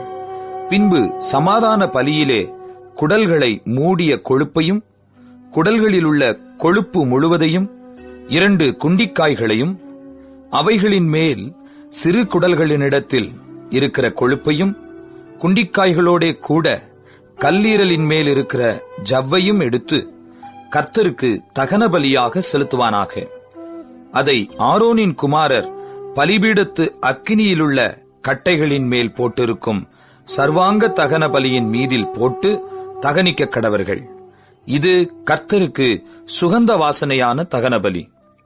அவன் கர்த்தருக்கு சமாதான பலியை படைக்க வேண்டுமென்று ஆட்டு மந்தையிலிருந்து எடுத்துச் செலுத்துவானாகில் அது ஆண் ஆனாலும் சரி பெண் ஆனாலும் சரி பழுதற்றிருப்பதை செலுத்துவானாக.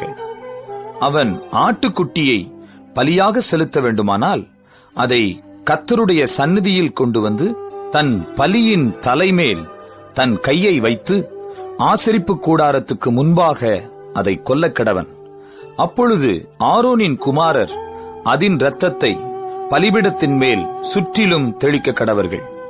பின்பு அவன் சமாதான பலியிலே அதன் கொழுப்பையும் நடுவெலும்பிலிருந்து எடுத்த முழு வாலையும் குடல்களை மூடிய கொழுப்பையும் அவைகளின் மேல் இருக்கிற கொழுப்பு முழுவதையும் 2 குண்டிக்காய்களையும் அவைகளின் மேல் சிறு குடல்களினிடத்தில் இருக்கிற கொழுப்பையும் குண்டிக்காய்களோட கூட கல்லீரலின் மேல் இருக்கிற ஜவ்வையும் எடுத்து கர்த்தருக்கு தகன பலியாக செலுத்த கடவன். அதை ஆசாரியன் பலிபீடத்தின் மேல் தகனிக்க கடவன். இது கர்த்தருக்கு இடும் தகன ஆகாரம். அவன் செலுத்துவது வெள்ளாடாயிருக்குமானால் அவன் அதை கர்த்தருடைய சந்நிதியில் கொண்டு வந்து அதன் தலைமேல் தன் கையை வைத்து ஆசரிப்பு கூடாரத்துக்கு முன்பாக அதை கொல்லக் கடவன். அப்பொழுது ஆரோனின் குமாரர் அதன் இரத்தத்தை பலிபீடத்தின் மேல் சுற்றிலும் தெளிக்க கடவர்கள்.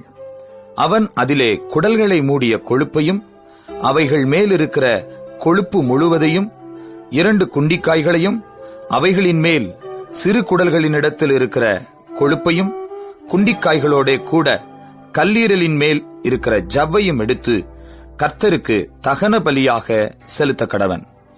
ஆசாரியன் பலிபீடத்தின் மேல் அவைகளை தகனிக்க கடவன். இது சுகந்த வாசனையான தகன ஆகாரம். கொழுப்பு முழுவதும் கர்த்தருடையது.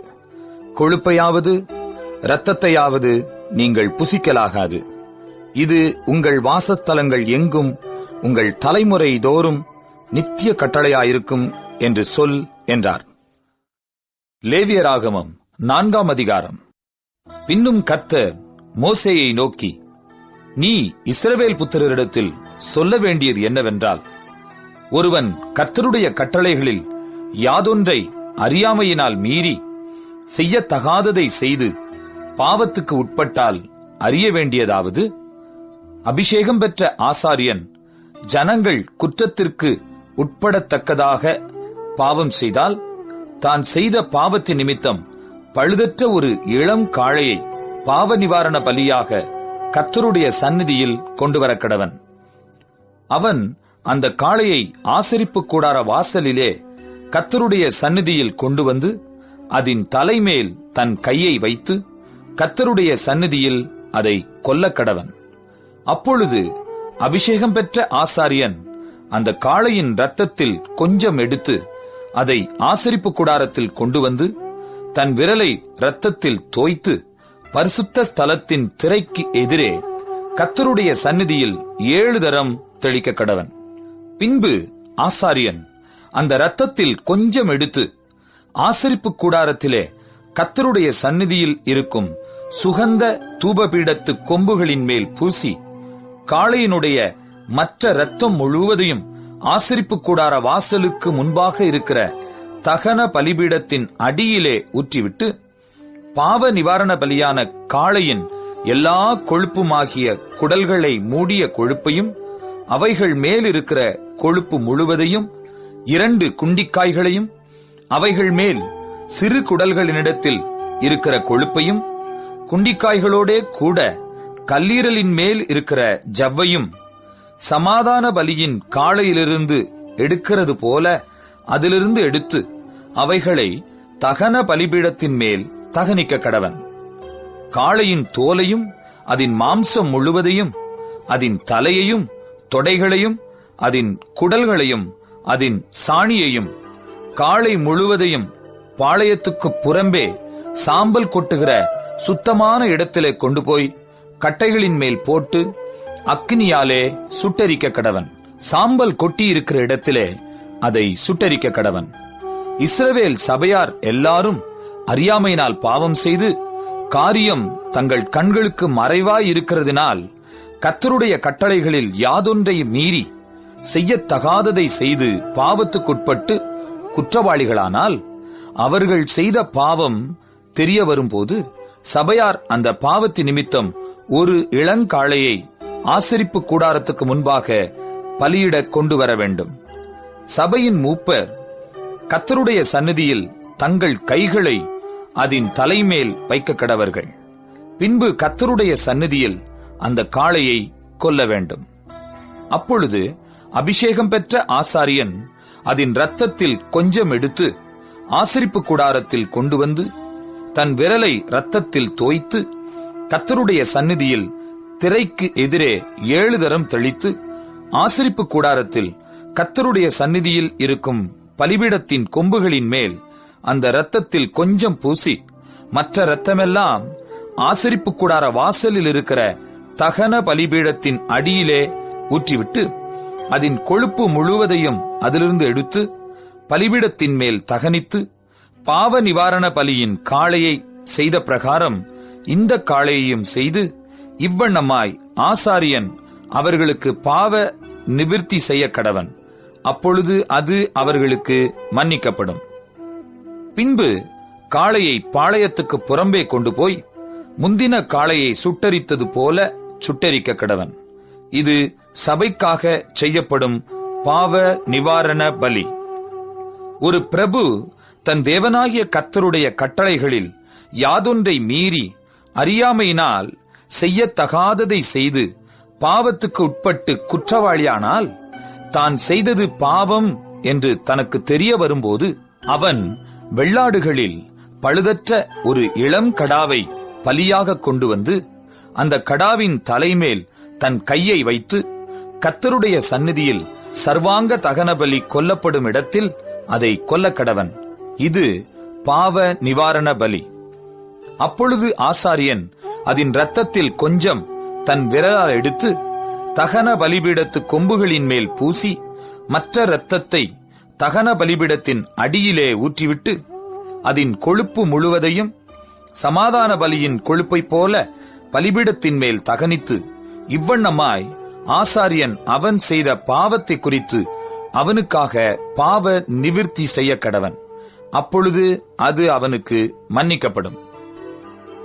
சாதாரண ஜனங்களில் ஒருவன் அறியாமையினால் கர்த்தரின் கட்டளைகளில் யாதொன்றை மீறி செய்யத்தகாததை செய்து பாவத்துக்குட்பட்டு குற்றவாளியானால், தான் செய்தது பாவம் என்று தனக்கு தெரிய வரும்போது, அவன் தான் செய்த பாவத்தின் நிமித்தம் வெள்ளாடுகளில் பழுதற்ற ஒரு பெண் குட்டியை பலியாக கொண்டு வந்து பாவ நிவாரண பலியின் தலைமேல் தன் கையை வைத்து சர்வாங்க தகன பலியிடும் இடத்தில் அந்த பாவ நிவாரண பலியை கொல்லக்கடவன். அப்பொழுது ஆசாரியன் அதன் இரத்தத்தில் கொஞ்சம் தன் விரலால் எடுத்து தகன பலிபீடத்து கொம்புகளின் மேல் பூசி, மற்ற இரத்தமெல்லாம் பலிபீடத்தின் அடியிலே ஊற்றிவிட்டு, சமாதான பலியிலிருந்து கொழுப்பை எடுப்பது போல அதன் கொழுப்பு முழுவதையும் எடுத்து ஆசாரியன் பலிபீடத்தின் மேல் கர்த்தருக்கு சுகந்த வாசனையாக தகனித்து, இவ்வண்ணமாய் அவனுக்கு பாவ நிவிர்த்தி செய்ய கடவன். அப்பொழுது அது அவனுக்கு மன்னிக்கப்படும். அவன் பாவ நிவாரண பலியாக ஒரு ஆட்டுக்குட்டியை கொண்டு வருவானாகில், பழுதற்ற பெண்குட்டியை கொண்டு வந்து அந்த பாவ நிவாரண பலியின் தலைமேல் தன் கையை வைத்து சர்வாங்க தகன பலி கொல்லப்படும் இடத்தில் அதை பாவ நிவாரண பலியாக கொல்லக்கடவன். அப்பொழுது ஆசாரியன் அந்த பாவ நிவாரண பலியின் இரத்தத்தில் கொஞ்சம் தன் விரலால் எடுத்து தகன பலிபீடத்து கொம்புகளின் மேல் பூசி, மற்ற இரத்தமெல்லாம் பலிபீடத்தின் அடியிலே ஊற்றிவிட்டு, சமாதான பலியான ஆட்டுக்குட்டியின் கொழுப்பை எடுக்கிறது போல அதன் கொழுப்பு முழுவதையும் எடுத்து கர்த்தருக்கு இடப்படும் தகன பலிகளைப் போல பலிபீடத்தின் மேல் ஆசாரியன் தகனிக்க வேண்டும். இவ்வண்ணமாய் அவன் செய்த பாவத்துக்கு ஆசாரியன் பாவ நிவிர்த்தி செய்ய கடவன். அப்பொழுது அது அவனுக்கு மன்னிக்கப்படும். லேவியராகமம் 5ஆம் அதிகாரம். சாட்சியாகிய ஒருவன் இடப்பட்ட ஆணையை கேட்டிருந்தும் தான் கண்டதையும் அறிந்ததையும் தெரிவியாதிருந்து பாவம் செய்தால் அவன் தன் அக்கிரமத்தை சுமப்பான். அசுத்தமான காட்டு மிருகத்தின் உடலையாவது, அசுத்தமான நாட்டு மிருகத்தின் உடலையாவது, அசுத்தமான ஊரும் பிராணிகளின் உடலையாவது, இவ்வித அசுத்தமான யாதொரு வஸ்துவையாவது ஒருவன் அறியாமல் தொட்டால் அவன் தீட்டும் குற்றமும் உள்ளவனாவான். அல்லது எந்த அசுத்தத்தினாலாகிலும் தீட்டுப்பட்ட ஒரு மனிதனை ஒருவன் அறியாமல் தொட்டு பின்பு அதை அறிந்து கொண்டால் அவன் குற்றமுள்ளவனாவான். மனிதர் பதறி ஆணையிடும் எந்த காரியத்திலானாலும் ஒருவன் தீமை செய்கிறதற்காவது நன்மை செய்கிறதற்காவது தன் மனம் அறியாமல் தன் உதடுகளினால் பதறி ஆணையிட்டு பின்பு அவன் அதை அறிந்து கொண்டால் அதை குறித்து குற்றமுள்ளவனாவான். இப்படிப்பட்டவைகள் ஒன்றில் ஒருவன் குற்றமுள்ளவனாகும்போது அவன் தான் செய்தது பாவம் என்று அறிக்கையிட்டு தான் செய்த பாவத்துக்கு பாவ நிவாரண பலியாக ஆடுகளிலாவது வெள்ளாடுகளிலாவது ஒரு பெண் குட்டியை குற்ற நிவாரண பலியாக கர்த்தருடைய சந்நிதியில் கொண்டு வர வேண்டும்.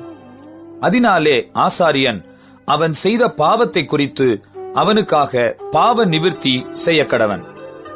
ஆட்டுக்குட்டியை கொண்டு வர அவனுக்கு சக்தி இல்லாதிருந்தால் அவன் செய்த குற்றத்தின் நிமித்தம் 2 காட்டுப்புறாக்களையாவது 2 புறா குஞ்சுகளையாவது ஒன்றை பாவ நிவாரண பலியாகவும் மற்றொன்றை சர்வாங்க தகன பலியாகவும் கர்த்தருடைய சந்நிதியில் கொண்டு வர கடவன். அவைகளை ஆசாரியனிடத்தில் கொண்டு வருவானாக. அவன் பாவ நிவாரண பலிக்கானதை முன்னே செலுத்தி அதன் தலையை அதன் கழுத்தினிடத்தில் கிள்ளி அதை இரண்டாக்காமல் வைத்து அதன் இரத்தத்தில் கொஞ்சம் எடுத்து பலிபீடத்தின் பக்கத்தில் தெளித்து மீதியான இரத்தத்தை பலிபீடத்தின் அடியிலே வடிய விடுவானாக. இது பாவ நிவாரண பலி. மற்றதை நியமத்தின்படியே அவன் தகன பலியாய் செலுத்த கடவன். இவ்விதமாக அவன் செய்த பாவத்தை ஆசாரியன் நிவிர்த்தி செய்ய கடவன். அப்பொழுது அது அவனுக்கு மன்னிக்கப்படும். 2 காட்டுப்புறாக்களையாவது 2 புறா குஞ்சுகளையாவது கொண்டு வர அவனுக்கு சக்தி இல்லாதிருந்தால், பாவம் செய்தவன் பாவ நிவாரணத்துக்காக 1 எப்பா அளவான மெல்லிய மாவிலே 10 1 பங்கை தன் காணிக்கையாக கொண்டு வருவானாக. அது பாவ நிவாரண பலியா இருப்பதினால் அதன் மேல் எண்ணெய் வார்க்காமலும் தூப வர்க்கம் போடாமலும் இருந்து அதை ஆசாரியனிடத்தில் கொண்டு வர வேண்டும். அதிலே ஆசாரியன் ஞாபகக்குறியான பங்காக தன் கைப்பிடி நிறைய எடுத்து கர்த்தருக்கு இடும் தகன பலிகளைப் போல பலிபீடத்தின் மேல் தகனிக்க கடவன். இது பாவ நிவாரண பலி.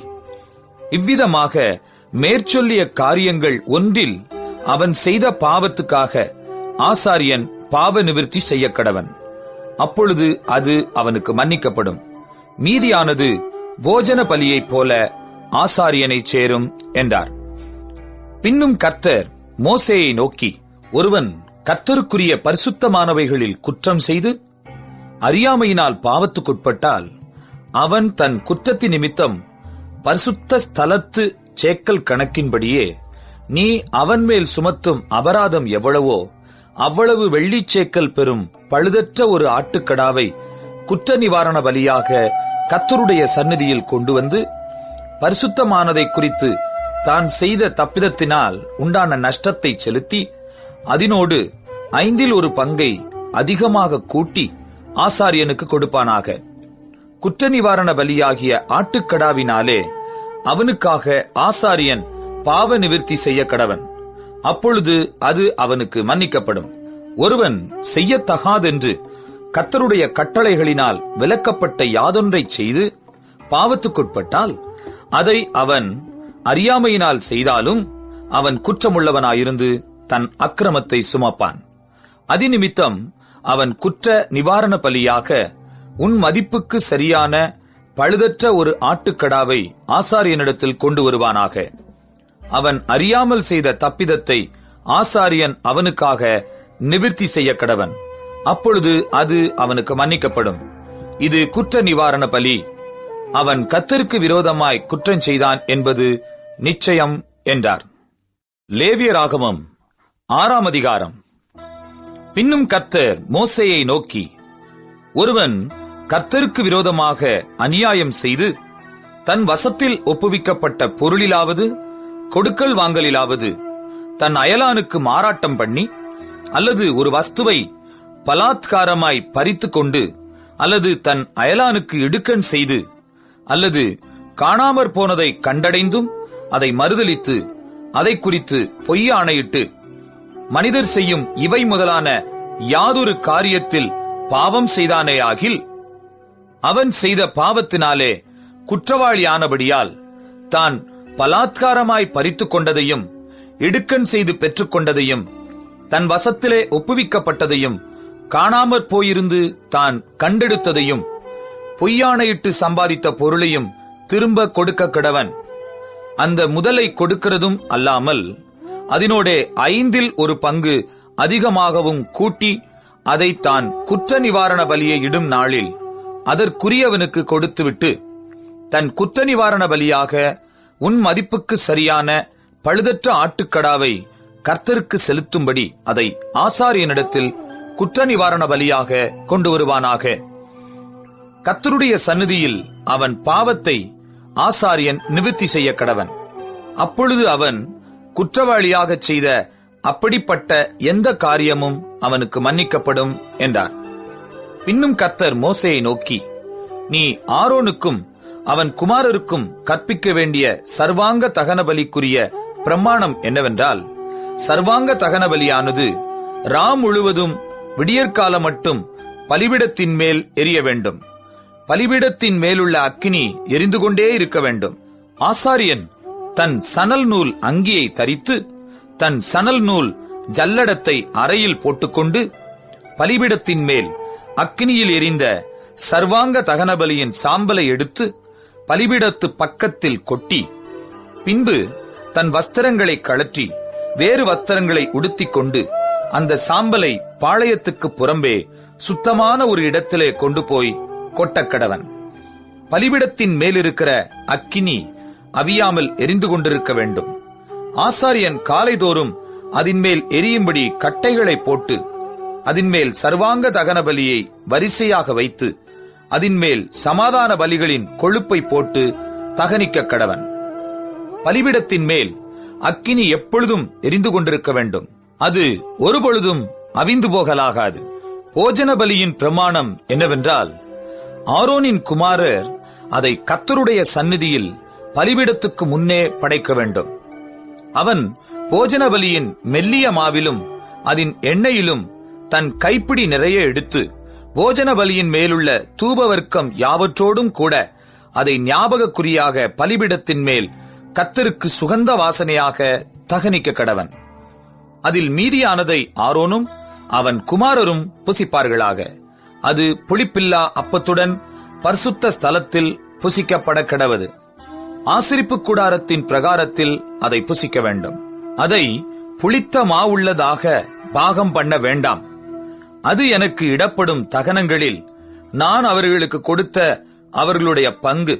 அது பாவ நிவாரண பலியைப் போலும் குற்ற நிவாரண பலியைப் போலும் மகா பரிசுத்தமானது. ஆரோனின் பிள்ளைகளில் ஆண்மக்கள் யாவரும் அதை புசிப்பார்களாக. கர்த்தருக்கு இடப்படும் தகன பலிகளில் அது உங்கள் தலைமுறை தோறும் நித்திய கட்டளையாய் இருக்க கடவது. அவைகளை தொடுகிறவன் எவனும் பரிசுத்தமாய் இருப்பான் என்று சொல் என்றார். பின்னும் கர்த்தர் மோசேயை நோக்கி, ஆரோன் அபிஷேகம் பண்ணப்படும் நாளில் அவனும் அவன் குமாரரும் கர்த்தருக்கு செலுத்த வேண்டிய படைப்பு என்னவென்றால், ஒரு எப்பா அளவான மெல்லிய மாவிலே 10 பங்கை காலையில் பாதியும் மாலையில் பாதியும் நித்திய போஜன பலியாக செலுத்த கடவர்கள். அது சட்டியிலே எண்ணெய் விட்டு பாகம் பண்ணப்பட கடவது. பாகம் பண்ணப்பட்ட பின்பு அதை கொண்டு வந்து போஜன பலியாக பாகம் பண்ணப்பட்ட துண்டுகளை கர்த்தருக்கு சுகந்த வாசனையாக படைக்க கடவாய். அவன் குமாரரில் அவனுடைய ஸ்தலத்திலே அபிஷேகம் பண்ணப்படுகிற ஆசாரியனும் அப்படியே செய்ய கடவன். அது முழுவதும் தகனிக்கப்பட வேண்டும். அது கர்த்தர் நியமித்த நித்திய கட்டளை. ஆசாரியனுக்காக இடப்படும் எந்த போஜன பலியும் புசிக்கப்படாமல் முழுவதும் தகனிக்கப்பட வேண்டும் என்றார். பின்னும் கர்த்தர் மோசேயை நோக்கி, நீ ஆரோனோடும் அவன் குமாரரோடும் சொல்ல வேண்டியதாவது, பாவ நிவாரண பலியின் பிரமாணம் என்னவென்றால், சர்வாங்க தகன பலி கொல்லப்படும் இடத்தில் பாவ நிவாரண பலியும் கர்த்தருடைய சந்நிதியில் கொல்லப்பட கடவது. அது மகா பரிசுத்தமானது. பாவ நிவிர்த்தி செய்ய அதை பலியிடுகிற ஆசாரியன் அதை புசிக்க கடவன். ஆசரிப்பு கூடாரத்தின் பிரகாரமாகிய பரிசுத்த ஸ்தலத்திலே அது புசிக்கப்பட வேண்டும். அதன் மாம்சத்தில் படுகிறது எதுவும் பரிசுத்தமாயிருக்கும். அதன் இரத்தத்திலே கொஞ்சம் ஒரு வஸ்திரத்தில் தெரித்ததானால் இரத்தம் தெரித்த வஸ்திரத்தை பரிசுத்த ஸ்தலத்தில் கழுவ வேண்டும். அது சமைக்கப்பட்ட மண்பாண்டம் உடைக்கப்பட வேண்டும். செப்பு பானையில் சமைக்கப்பட்டதானால் அது விளக்கப்பட்டு தண்ணீரில் கழுவப்பட வேண்டும். ஆசாரியரில் ஆண்மக்கள் யாவரும் அதை புசிப்பார்களாக. அது மகா பரிசுத்தமானது. எந்த பாவ நிவாரண பலியின் இரத்தத்தில் கொஞ்சம் பரிசுத்த ஸ்தலத்தில் பாவ நிவிர்த்தியின் பொருட்டு ஆசரிப்பு கூடாரத்திற்குள்ளே கொண்டு வரப்பட்டதோ அந்த பலி புசிக்கப்படலாகாது. அது அக்னியிலே தகனிக்கப்பட வேண்டும்.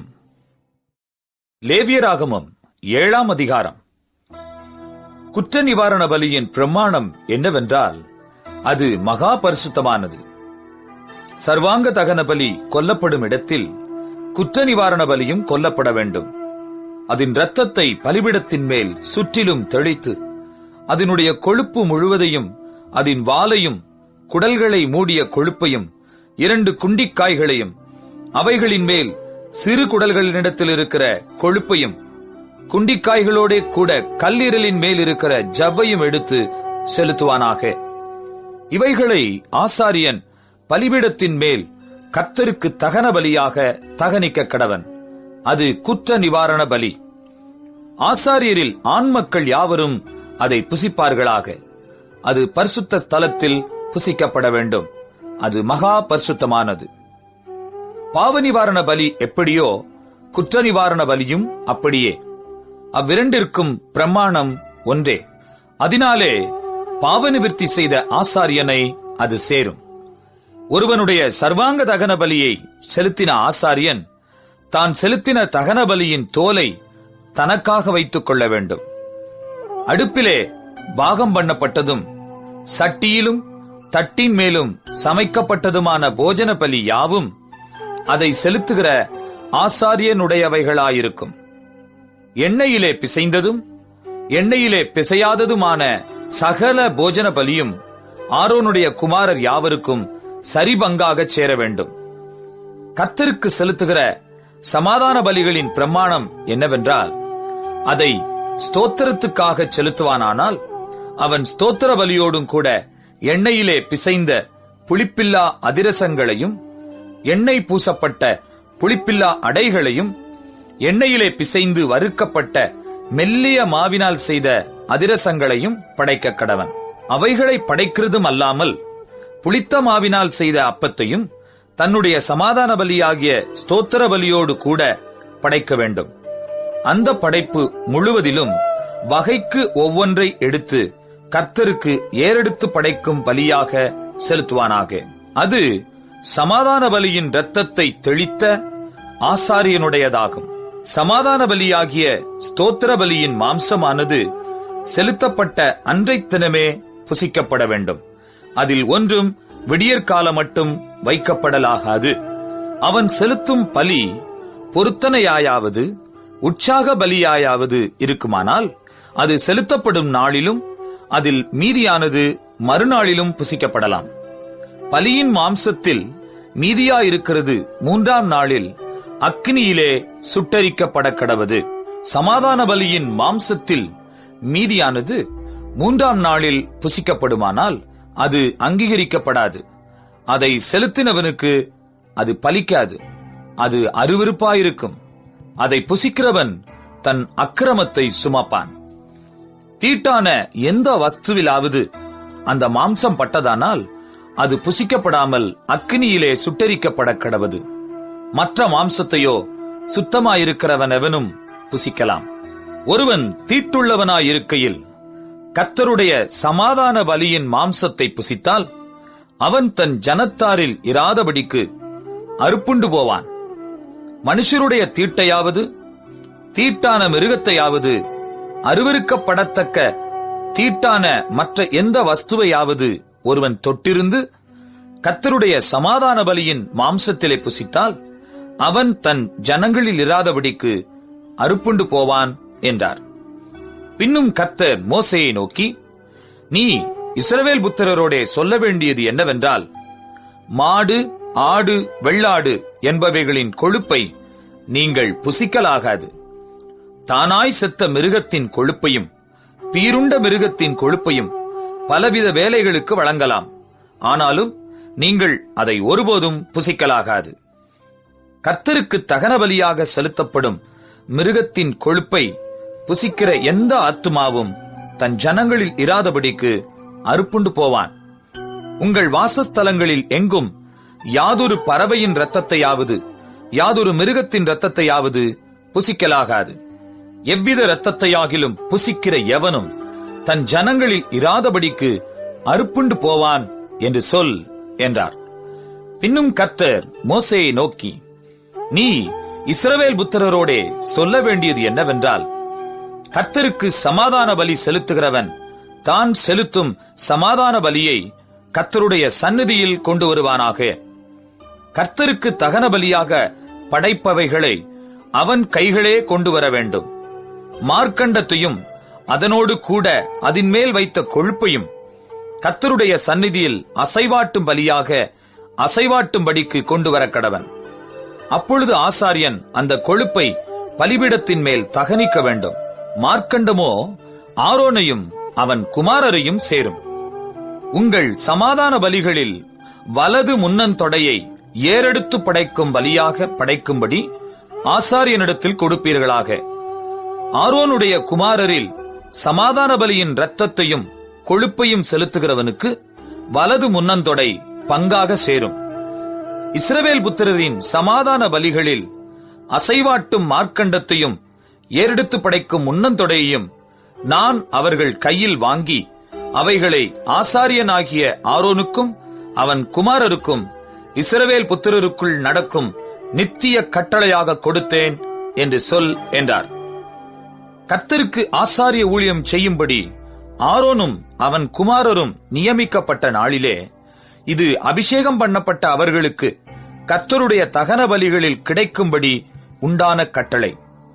இப்படி அவர்களுக்கு இஸ்ரவேல் புத்திரர் தங்கள் தலைமுறை தோறும் நித்திய நியமமாக கொடுக்கும்படி கர்த்தர் அவர்களை அபிஷேகம் பண்ணின நாளிலே கட்டளையிட்டார். சர்வாங்க தகன பலிக்கும் போஜன பலிக்கும் பாவ நிவாரண பலிக்கும் குற்ற நிவாரண பலிக்கும் பிரதிஷ்டை பலிகளுக்கும் சமாதான பலிகளுக்கும் அடுத்த பிரமாணம் இதுவே. கர்த்தருக்கு தங்கள் பலிகளை செலுத்த வேண்டும் என்று அவர் இஸ்ரவேல் புத்திரருக்கு சீனாய் வனாந்தரத்திலே கற்பிக்கும் போது இவைகளை மோசேக்கு சீனாய் மலையில் கட்டளையிட்டார். லேவியராகமம் 8ஆம் அதிகாரம். கர்த்தர் மோசேயை நோக்கி, நீ ஆரோனையும் அவன் குமாரரையும் வரவழைத்து வஸ்திரங்களையும் அபிஷேக தைலத்தையும் பாவ நிவாரண பலிக்கு ஒரு காளையையும் 2 ஆட்டுக்கடாக்களையும் ஒரு கூடையில் புளிப்பில்லா அப்பங்களையும் கொண்டு வந்து சபையை எல்லாம் ஆசரிப்பு கூடார வாசலுக்கு முன்பாக கூடி வரச் செய் என்றார். கர்த்தர் தனக்கு கட்டளையிட்டபடியே மோசே செய்தான். சபை ஆசரிப்பு கூடார வாசலுக்கு முன்பாக கூடின போது மோசே சபையை நோக்கி, செய்யும்படி கர்த்தர் கட்டளையிட்ட காரியம் இதுவே என்று சொல்லி, கர்த்தர் தனக்கு கட்டளையிட்டபடியே மோசே ஆரோனையும் அவன் குமாரரையும் வரவழைத்து அவர்களை ஜலத்தினால் ஸ்நானம் பண்ணுவித்து அவனுக்கு உள்ளங்கியை போட்டு இடைக்கச்சையை கட்டி மேலங்கியை உடுத்தி ஏபோத்தை தரித்து அதின்மேல் ஏபோத்தின் விசித்திரமான கச்சையை கட்டி அவனுக்கு மார்பதக்கத்தை அணிந்து மார்பதக்கத்திலே ஊரீம் தும்மீம் என்பவைகளையும் வைத்து அவன் தலையிலே பாகையை தரித்து பாகையின் மேல் அவன் நெற்றியிலே பரிசுத்த கிரீடம் என்னும் பொற்பட்டத்தை கட்டினான். பின்பு மோசே அபிஷேக தைலத்தை எடுத்து வாசஸ்தலத்தையும் அதிலுள்ள யாவற்றையும் அபிஷேகம் பண்ணி பரிசுத்தப்படுத்தி அதில் கொஞ்சம் எடுத்து பலிபீடத்தின் மேல் 7 தரம் தெளித்து பலிபீடத்தையும் அதன் சகல பணிமுட்டுகளையும் தொட்டியையும் அதன் பாதத்தையும் பரிசுத்தப்படுத்தும்படிக்கு அபிஷேகம் பண்ணி அபிஷேக தைலத்திலே கொஞ்சம் ஆரோனுடைய சிரசின் மேல் வார்த்து அவனை பரிசுத்தப்படுத்தும்படி அபிஷேகம் பண்ணினான். பின்பு மோசே கர்த்தர் தனக்கு கட்டளையிட்டபடியே ஆரோனின் குமாரரை வரவழைத்து அவர்களுக்கு அங்கிகளை உடுத்தி இடைக்கச்சைகளை கட்டி குல்லாக்களை தரித்து பாவ நிவாரண பலிக்கான காளையை கொண்டு வந்தான். அதனுடைய தலையின் மேல் ஆரோனும் அவன் குமாரரும் தங்கள் கைகளை வைத்தார்கள். அப்பொழுது அது கொல்லப்பட்டது. மோசே அதன் இரத்தத்தை எடுத்து தன் விரலினால் பலிபீடத்தின் கொம்புகளின் மேல் சுற்றிலும் பூசி பலிபீடத்திற்காக பிராயச்சித்தம் செய்து மற்ற இரத்தத்தை பலிபீடத்தின் அடியில் ஊற்றிவிட்டு அதின் மேல் பாவ நிவிர்த்தி செய்யும் பொருட்டு அதை பரிசுத்தப்படுத்தினான். பின்பு மோசே கர்த்தர் தனக்கு கட்டளையிட்டபடியே குடல்கள் மேல் இருந்த கொழுப்பு முழுவதையும் கல்லீரலின் மேல் இருந்த ஜவ்வையும் 2 குண்டிக்காய்களையும் அவைகளின் கொழுப்பையும் எடுத்து பலிபீடத்தின் மேல் தகனித்து காளையையும் அதன் தோலையும் மாம்சத்தையும் சாணியையும் பாளையத்துக்கு புறம்பே அக்கினியிலே சுட்டரித்தான். பின்பு அவன் சர்வாங்க தகன பலிக்கு ஆட்டுக்கடாவை கொண்டு வந்தான். அதன் தலையின் மேல் ஆரோனும் அவன் குமாரரும் தங்கள் கைகளை வைத்தார்கள். அப்பொழுது அது கொல்லப்பட்டது. மோசே அதன் இரத்தத்தை பலிபீடத்தின் மேல் சுற்றிலும் தெளித்தான். ஆட்டுக்கடா சந்து சந்தாக துண்டிக்கப்பட்டது. கர்த்தர் தனக்கு கட்டளையிட்டபடியே மோசே அதன் தலையையும் துண்டங்களையும் கொழுப்பையும் தகனித்தான். குடல்களையும் தொடைகளையும் தண்ணீரால் கழுவின பின் மோசே ஆட்டுக்கடா முழுவதையும் பலிபீடத்தின் மேல் கர்த்தருக்கு சுகந்த வாசனைக்கான சர்வாங்க தகன பலியாக தகனித்தான். பின்பு பிரதிஷ்டைப்படுத்துவதற்குரிய மற்ற ஆட்டுக்கடாவை கொண்டு வந்தான். அதன் தலையின் மேல் ஆரோனும் அவன் குமாரரும் தங்கள் கைகளை வைத்தார்கள். பின்பு அது கொல்லப்பட்டது. மோசே அதன் இரத்தத்தில் கொஞ்சம் எடுத்து ஆரோனுடைய வலது காதின் மடலிலும் வலது கையின் பெருவிரலிலும் வலது காலின் பெருவிரலிலும் பூசினான். பின்பு ஆரோனுடைய குமாரரையும் அழைத்தான்.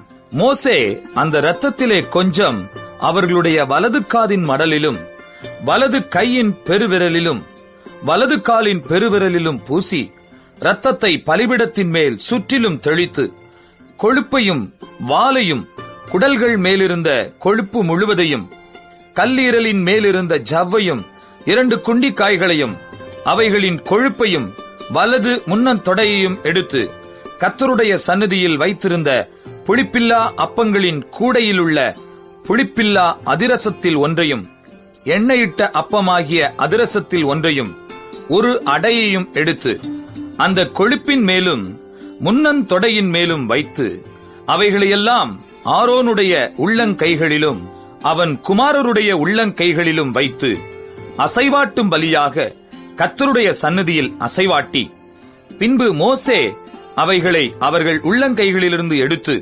பலிபீடத்தின் மேல் இருக்கிற தகன பலியின் மேல் தகனித்தான். அவைகள் சுகந்த வாசனையான பிரதிஷ்டை பலிகள்.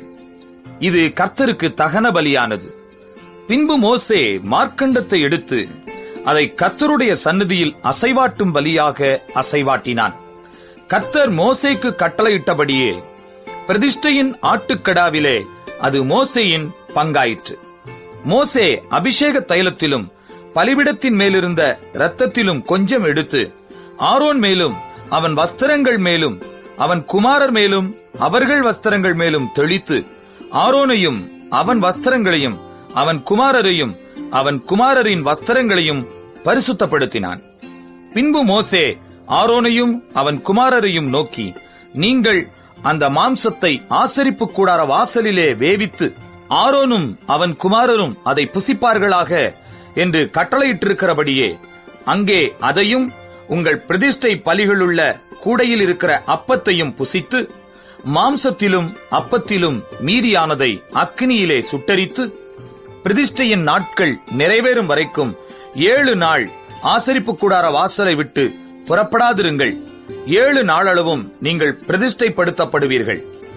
இன்று செய்தது போல உங்கள் பாவ நிவிர்த்திக்காக இனிமேலும் செய்ய வேண்டும் என்று கர்த்தர் கட்டளையிட்டார். நீங்கள் சாகாதபடிக்கு 7 நாள் இரவும் பகலும் ஆசரிப்பு கூடார வாசலில் இருந்து கர்த்தருடைய காவலை காக்க கடவீர்கள். இப்படி நான் கற்பிக்கப்பட்டேன் என்றான். கர்த்தர் மோசேயை கொண்டு கட்டளையிட்ட எல்லா காரியங்களையும் ஆரோனும் அவன் குமாரரும் செய்தார்கள். லேவியராகமம் 9ஆம் அதிகாரம். 8ஆம் நாளிலே மோசே ஆரோனையும் அவன் குமாரரையும் இஸ்ரவேலின் மூப்பரையும் அழைத்து ஆரோனை நோக்கி, நீ பாவ நிவாரண பலியாக பழுதற்ற ஒரு கன்றுக்குட்டியையும் சர்வாங்க தகன பலியாக பழுதற்ற ஒரு ஆட்டுக்கடாவையும் தெரிந்து கொண்டு கர்த்தருடைய சந்நிதியில் பலியிடக் கடவாய். மேலும் இஸ்ரவேல் புத்திரரை நோக்கி, கர்த்தருடைய சந்நிதியில் பலியிடும்படிக்கு நீங்கள் பாவ நிவாரண பலியாக பழுதற்ற ஒரு வெள்ளாட்டுக்கடாவையும் சர்வாங்க தகன பலியாக 1 வயதான பழுதற்ற ஒரு கன்றுக்குட்டியையும் ஒரு ஆட்டுக்குட்டியையும் சமாதான பலிகளாக ஒரு காளையையும் ஒரு ஆட்டுக்கடாவையும் எண்ணெயிலே பிசைந்த போஜன பலியையும் கொண்டு வாருங்கள். இன்று கர்த்தர் உங்களுக்கு தரிசனமாவார் என்று சொல் என்றான். மோசே கட்டளையிட்டவைகளை அவர்கள் ஆசரிப்பு கூடாரத்துக்கு முன்பாக கொண்டு வந்தார்கள். சபையார் எல்லாரும் சேர்ந்து கர்த்தருடைய சந்நிதியில் நின்றார்கள். அப்பொழுது மோசே, கர்த்தர் கட்டளையிட்ட இந்த காரியத்தை செய்யுங்கள். கர்த்தருடைய மகிமை உங்களுக்கு காணப்படும் என்றான். மோசே ஆரோனை நோக்கி, நீ பலிபீடத் தண்டையில் சேர்ந்து கர்த்தர் கட்டளையிட்டபடியே உன் பாவ நிவாரண பலியையும் உன் சர்வாங்க தகன பலியையும் செலுத்தி உனக்காகவும் ஜனங்களுக்காகவும் பாவ நிவிர்த்தி செய்து ஜனங்களுடைய பலியையும் செலுத்தி அவர்களுக்காகவும் பாவ நிவிர்த்தி செய் என்றான். அப்பொழுது ஆரோன் பலிபீடத் தண்டையில் சேர்ந்து தன் பாவ நிவாரண பலியாகிய கன்றுக்குட்டியை கொன்றான். ஆரோனின் குமாரர் அதன் இரத்தத்தை அவனிடத்தில் கொண்டு வந்தார்கள். அவன் தன் விரலை அந்த இரத்தத்தில் தோய்த்து பலிபீடத்தின் கொம்புகளின் மேல் பூசி மற்ற இரத்தத்தை பலிபீடத்தின் அடியிலே ஊற்றி பாவ நிவாரண பலியின் கொழுப்பையும் குண்டிக்காய்களையும் கல்லீரலில் எடுத்த ஜவ்வையும் கர்த்தர் மோசேக்கு கட்டளையிட்டபடியே பலிபீடத்தின் மேல் தகனித்து மாம்சத்தையும் தோலையும் பாளையத்துக்கு புறம்பே அக்கினியிலே சுட்டரித்தான். பின்பு சர்வாங்க தகன பலியையும் கொன்றான். ஆரோனின் குமாரர் அதன் இரத்தத்தை அவனிடத்தில் கொண்டு வந்தார்கள். அதை அவன் பலிபீடத்தின் மேல் சுற்றிலும் தெளித்தான். சர்வாங்க தகன பலியின் துண்டங்களையும் தலையையும் அவனிடத்தில் கொண்டு வந்தார்கள். அவன் அவைகளை பலிபீடத்தின் மேல் தகனித்து குடல்களையும் தொடைகளையும் கழுவி பலிபீடத்தின் மேலிருந்த சர்வாங்க தகன பலியின் மேல் தகனித்தான். பின்பு அவன் ஜனங்களின் பலியை கொண்டு வந்து ஜனங்களின் பாவ நிவிர்த்திக்குரிய வெள்ளாட்டுக்கடாவை கொன்று முந்தினதை பலியிட்டது போல அதை பாவ நிவாரண பலியாக்கி சர்வாங்க தகன பலியையும் கொண்டு வந்து நியமத்தின்படி அதை பலியிட்டு போஜன பலியையும் கொண்டு வந்து அதில் கை நிறைய எடுத்து அதை காலையில் செலுத்தும் சர்வாங்க தகன பலியுடனே பலிபீடத்தின் மேல் தகனித்தான். பின்பு ஜனங்களின் சமாதான பலிகளாகிய காளையையும் ஆட்டுக்கடாவையும் கொன்றான். ஆரோனின் குமாரர் அதன் இரத்தத்தை அவனிடத்தில் கொண்டு வந்தார்கள். அவன் அதை பலிபீடத்தின் மேல் சுற்றிலும் தெளித்து காளையிலும் ஆட்டுக்கிடாவிலும் எடுத்த கொழுப்பையும் வாலையும் குடல்களை மூடிய ஜவ்வையும் குண்டிக்காய்களையும் கல்லீரலின் மேல் இருந்த ஜவ்வையும் கொண்டு வந்து கொழுப்பை மார்க்கண்டங்களின் மேல் வைத்தார்கள். அந்த கொழுப்பை பலிபீடத்தின் மேல் தகனித்தான். மார்க்கண்டங்களையும் வலது முன்னந்தொடையையும் மோசே கட்டளையிட்டபடியே ஆரோன் கர்த்தருடைய சந்நிதியில் அசைவாட்டும் பலியாக அசைவாட்டினான். பின்பு ஆரோன் ஜனங்களுக்கு நேராக தன் கைகளை உயர்த்தி அவர்களை ஆசீர்வதித்து தான் பாவ நிவாரண பலியையும் சர்வாங்க தகன பலியையும் சமாதான பலிகளையும் செலுத்தின இடத்திலிருந்து இறங்கினான். பின்பு மோசேயும் ஆரோனும் ஆசரிப்பு கூடாரத்துக்குள் பிரவேசித்து வெளியே வந்து ஜனங்களை ஆசீர்வதித்தார்கள். அப்பொழுது கர்த்தருடைய மகிமை சகல ஜனங்களுக்கும் காணப்பட்டது. அன்றியும் கர்த்தருடைய சந்நிதியிலிருந்து அக்கினி புறப்பட்டு பலிபீடத்தின் மேலிருந்த சர்வாங்க தகன பலியையும் கொழுப்பையும் எரித்துவிட்டது. ஜனங்கள் எல்லாரும் அதை கண்டபோது ஆரவாரித்து முகங்குப்புற விழுந்தார்கள்.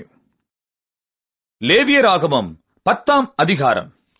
பின்பு ஆரோனின் குமாரராகிய நாதாபும் அபியுவும் தன் தன் தூப கலசத்தை எடுத்து அவைகளில் அக்கினியையும் அதின்மேல் தூபவர்க்கத்தையும் போட்டு கர்த்தர் தங்களுக்கு கட்டளையிடாத அந்நிய அக்கினியை அவருடைய சந்நிதியில் கொண்டு வந்தார்கள்.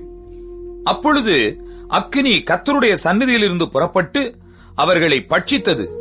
அவர்கள் கர்த்தருடைய சந்நிதியில் செத்தார்கள். அப்பொழுது மோசே ஆரோனை நோக்கி, என்னிடத்தில் சேருகிறவர்களால் நான் பரிசுத்தம் பண்ணப்பட்டு சகல ஜனங்களுக்கும் முன்பாக நான் மகிமைப்படுவேன் என்று கர்த்தர் சொன்னது இதுதான் என்றான். ஆரோன் பேசாதிருந்தான். பின்பு மோசே ஆரோனின் சிறிய தகப்பனான ஊசியேலின் குமாரராகிய மீசவேலையும் எல்சாபானையும் அழைத்து, நீங்கள் கிட்ட வந்து உங்கள் சகோதரரை பரிசுத்த ஸ்தலத்துக்கு முன்னின்று எடுத்து பாளையத்துக்கு புறம்பே கொண்டு போங்கள் என்றான். மோசே சொன்னபடி அவர்கள் கிட்ட வந்து அவர்களை அவர்கள் உடுத்தியிருந்த சட்டைகளோடும் எடுத்து பாளையத்துக்கு புறம்பே கொண்டு போனார்கள். மோசே ஆரோனையும் எலேசார் இத்தாமார் என்னும் அவன் குமாரரையும் நோக்கி, நீங்கள் சாகாதபடிக்கும் சபை அனைத்தின் மேலும் கடும் கோபம் வராதபடிக்கும் நீங்கள் உங்கள் தலைப்பாகையை எடுத்து போடாமலும் உங்கள் வஸ்திரங்களை கிழிக்காமலும் இருப்பீர்களாக.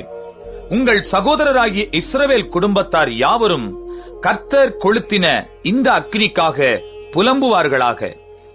நீங்கள் சாகாதபடிக்கு ஆசரிப்பு கூடார வாசலிலிருந்து புறப்படாதிருங்கள். கர்த்தருடைய அபிஷேக தைலம் உங்கள் மேல் இருக்கிறதே என்றான். அவர்கள் மோசேயினுடைய வார்த்தையின்படியே செய்தார்கள். கர்த்தர் ஆரோனை நோக்கி, நீயும் உன்னோடே கூட உன் குமாரரும் சாகாதிருக்க வேண்டுமானால் ஆசரிப்பு கூடாரத்துக்குள் பிரவேசிக்கிற போது திராட்சை ரசத்தையும் மதுவையும் குடிக்க வேண்டாம். பரிசுத்தமுள்ளதற்கும் பரிசுத்தமில்லாததற்கும் தீட்டுள்ளதற்கும் தீட்டில்லாததற்கும் வித்தியாசம் பண்ணும்படிக்கும் கர்த்தர் மோசேயை கொண்டு இஸ்ரவேல் புத்திரருக்கு சொன்ன சகல பிரமாணங்களையும் அவர்களுக்கு போதிக்கும்படிக்கும் இது உங்கள் தலைமுறை தோறும் நித்திய கட்டளையாயிருக்கும் என்றார். மோசே ஆரோனையும் மீதியாயிருந்த அவன் குமாரராகிய எலெயாசாரையும் இத்தாமாரையும் நோக்கி, நீங்கள் கர்த்தருடைய தகன பலிகளில் மீதியான போஜன பலியை எடுத்து பலிபீடத் தண்டையிலே புளிப்பில்லாததாக புசியுங்கள். அது மகா பரிசுத்தமானது. அதை பரிசுத்த ஸ்தலத்திலே புசியுங்கள். அது கர்த்தருடைய தகன பலிகளில் உனக்கும் உன் குமாரருக்கும் ஏற்படுத்தப்பட்டதாயிருக்கிறது. இப்படி கட்டளை பெற்றிருக்கிறேன். அசைவாட்டும் மார்க்கண்டத்தையும் ஏறெடுத்து படைக்கும் முன்னந்தொடையையும் நீயும் உன்னோடே கூட உன் குமாரரும் குமாரத்திகளும் சுத்தமான ஸ்தலத்திலே புசிப்பீர்களாக. இஸ்ரவேல் புத்திரருடைய சமாதான பலிகளில் அவைகள் உனக்கும் உன் பிள்ளைகளுக்கும் கிடைக்கும்படி ஏற்படுத்தப்பட்டிருக்கிறது. கொழுப்பாகிய தகன பலிகளோடே அவர்கள் கர்த்தருடைய சந்நிதியில் அசைவாட்டும் பலியாக அசைவாட்டும்படி ஏறெடுத்து படைக்கும் முன்னந்தொடையையும் அசைவாட்டும் மார்க்கண்டத்தையும் கொண்டு வருவார்கள். அது கர்த்தர் கட்டளையிட்டபடியே உனக்கும் உன் பிள்ளைகளுக்கும் நித்திய கட்டளையாக ஏற்படுத்தப்பட்டிருக்கிறது என்றான். பாவ நிவாரண பலியாக செலுத்தப்பட்ட வெள்ளாட்டுக் கிடாவை மோசே தேடி பார்த்தான். அது தகனிக்கப்பட்டிருந்தது. ஆகையால் மீதியாயிருந்த எலெயாசார் இத்தாமார் என்னும் ஆரோனின் குமாரர் மேல் அவன் கோபங்கொண்டு, பாவ நிவாரண பலியை நீங்கள் பரிசுத்த ஸ்தலத்தில் புசியாமற் போனதென்ன? அது மகா பரிசுத்தமாயிருக்கிறதே. சபையின் அக்கிரமத்தை சுமந்து தீர்ப்பதற்கு கர்த்தருடைய சந்நிதியில் அவர்களுக்காக பாவ நிவிர்த்தி செய்யும் பொருட்டு அதை உங்களுக்கு கொடுத்தாரே. அதன் இரத்தம் பரிசுத்த ஸ்தலத்துக்குள்ளே கொண்டு வரப்படவில்லையே. நான் கட்டளையிட்டபடி நீங்கள் அதை பரிசுத்த ஸ்தலத்தில் புசிக்க வேண்டியதாயிருந்ததே என்றான். அப்பொழுது ஆரோன் மோசேயை நோக்கி, அவர்கள் தங்கள் பாவ நிவாரண பலியையும் தங்கள் சர்வாங்க தகன பலியையும் கர்த்தருடைய சந்நிதியில் செலுத்தின இன்றுதானே எனக்கு இப்படி நேரிட்டதே. பாவ நிவாரண பலியை இன்று நான் புசித்தேனானால் அது கர்த்தரின் பார்வைக்கு நன்றாயிருக்குமோ என்றான். மோசே அதை கேட்டபோது அமைதலாயிருந்தான்.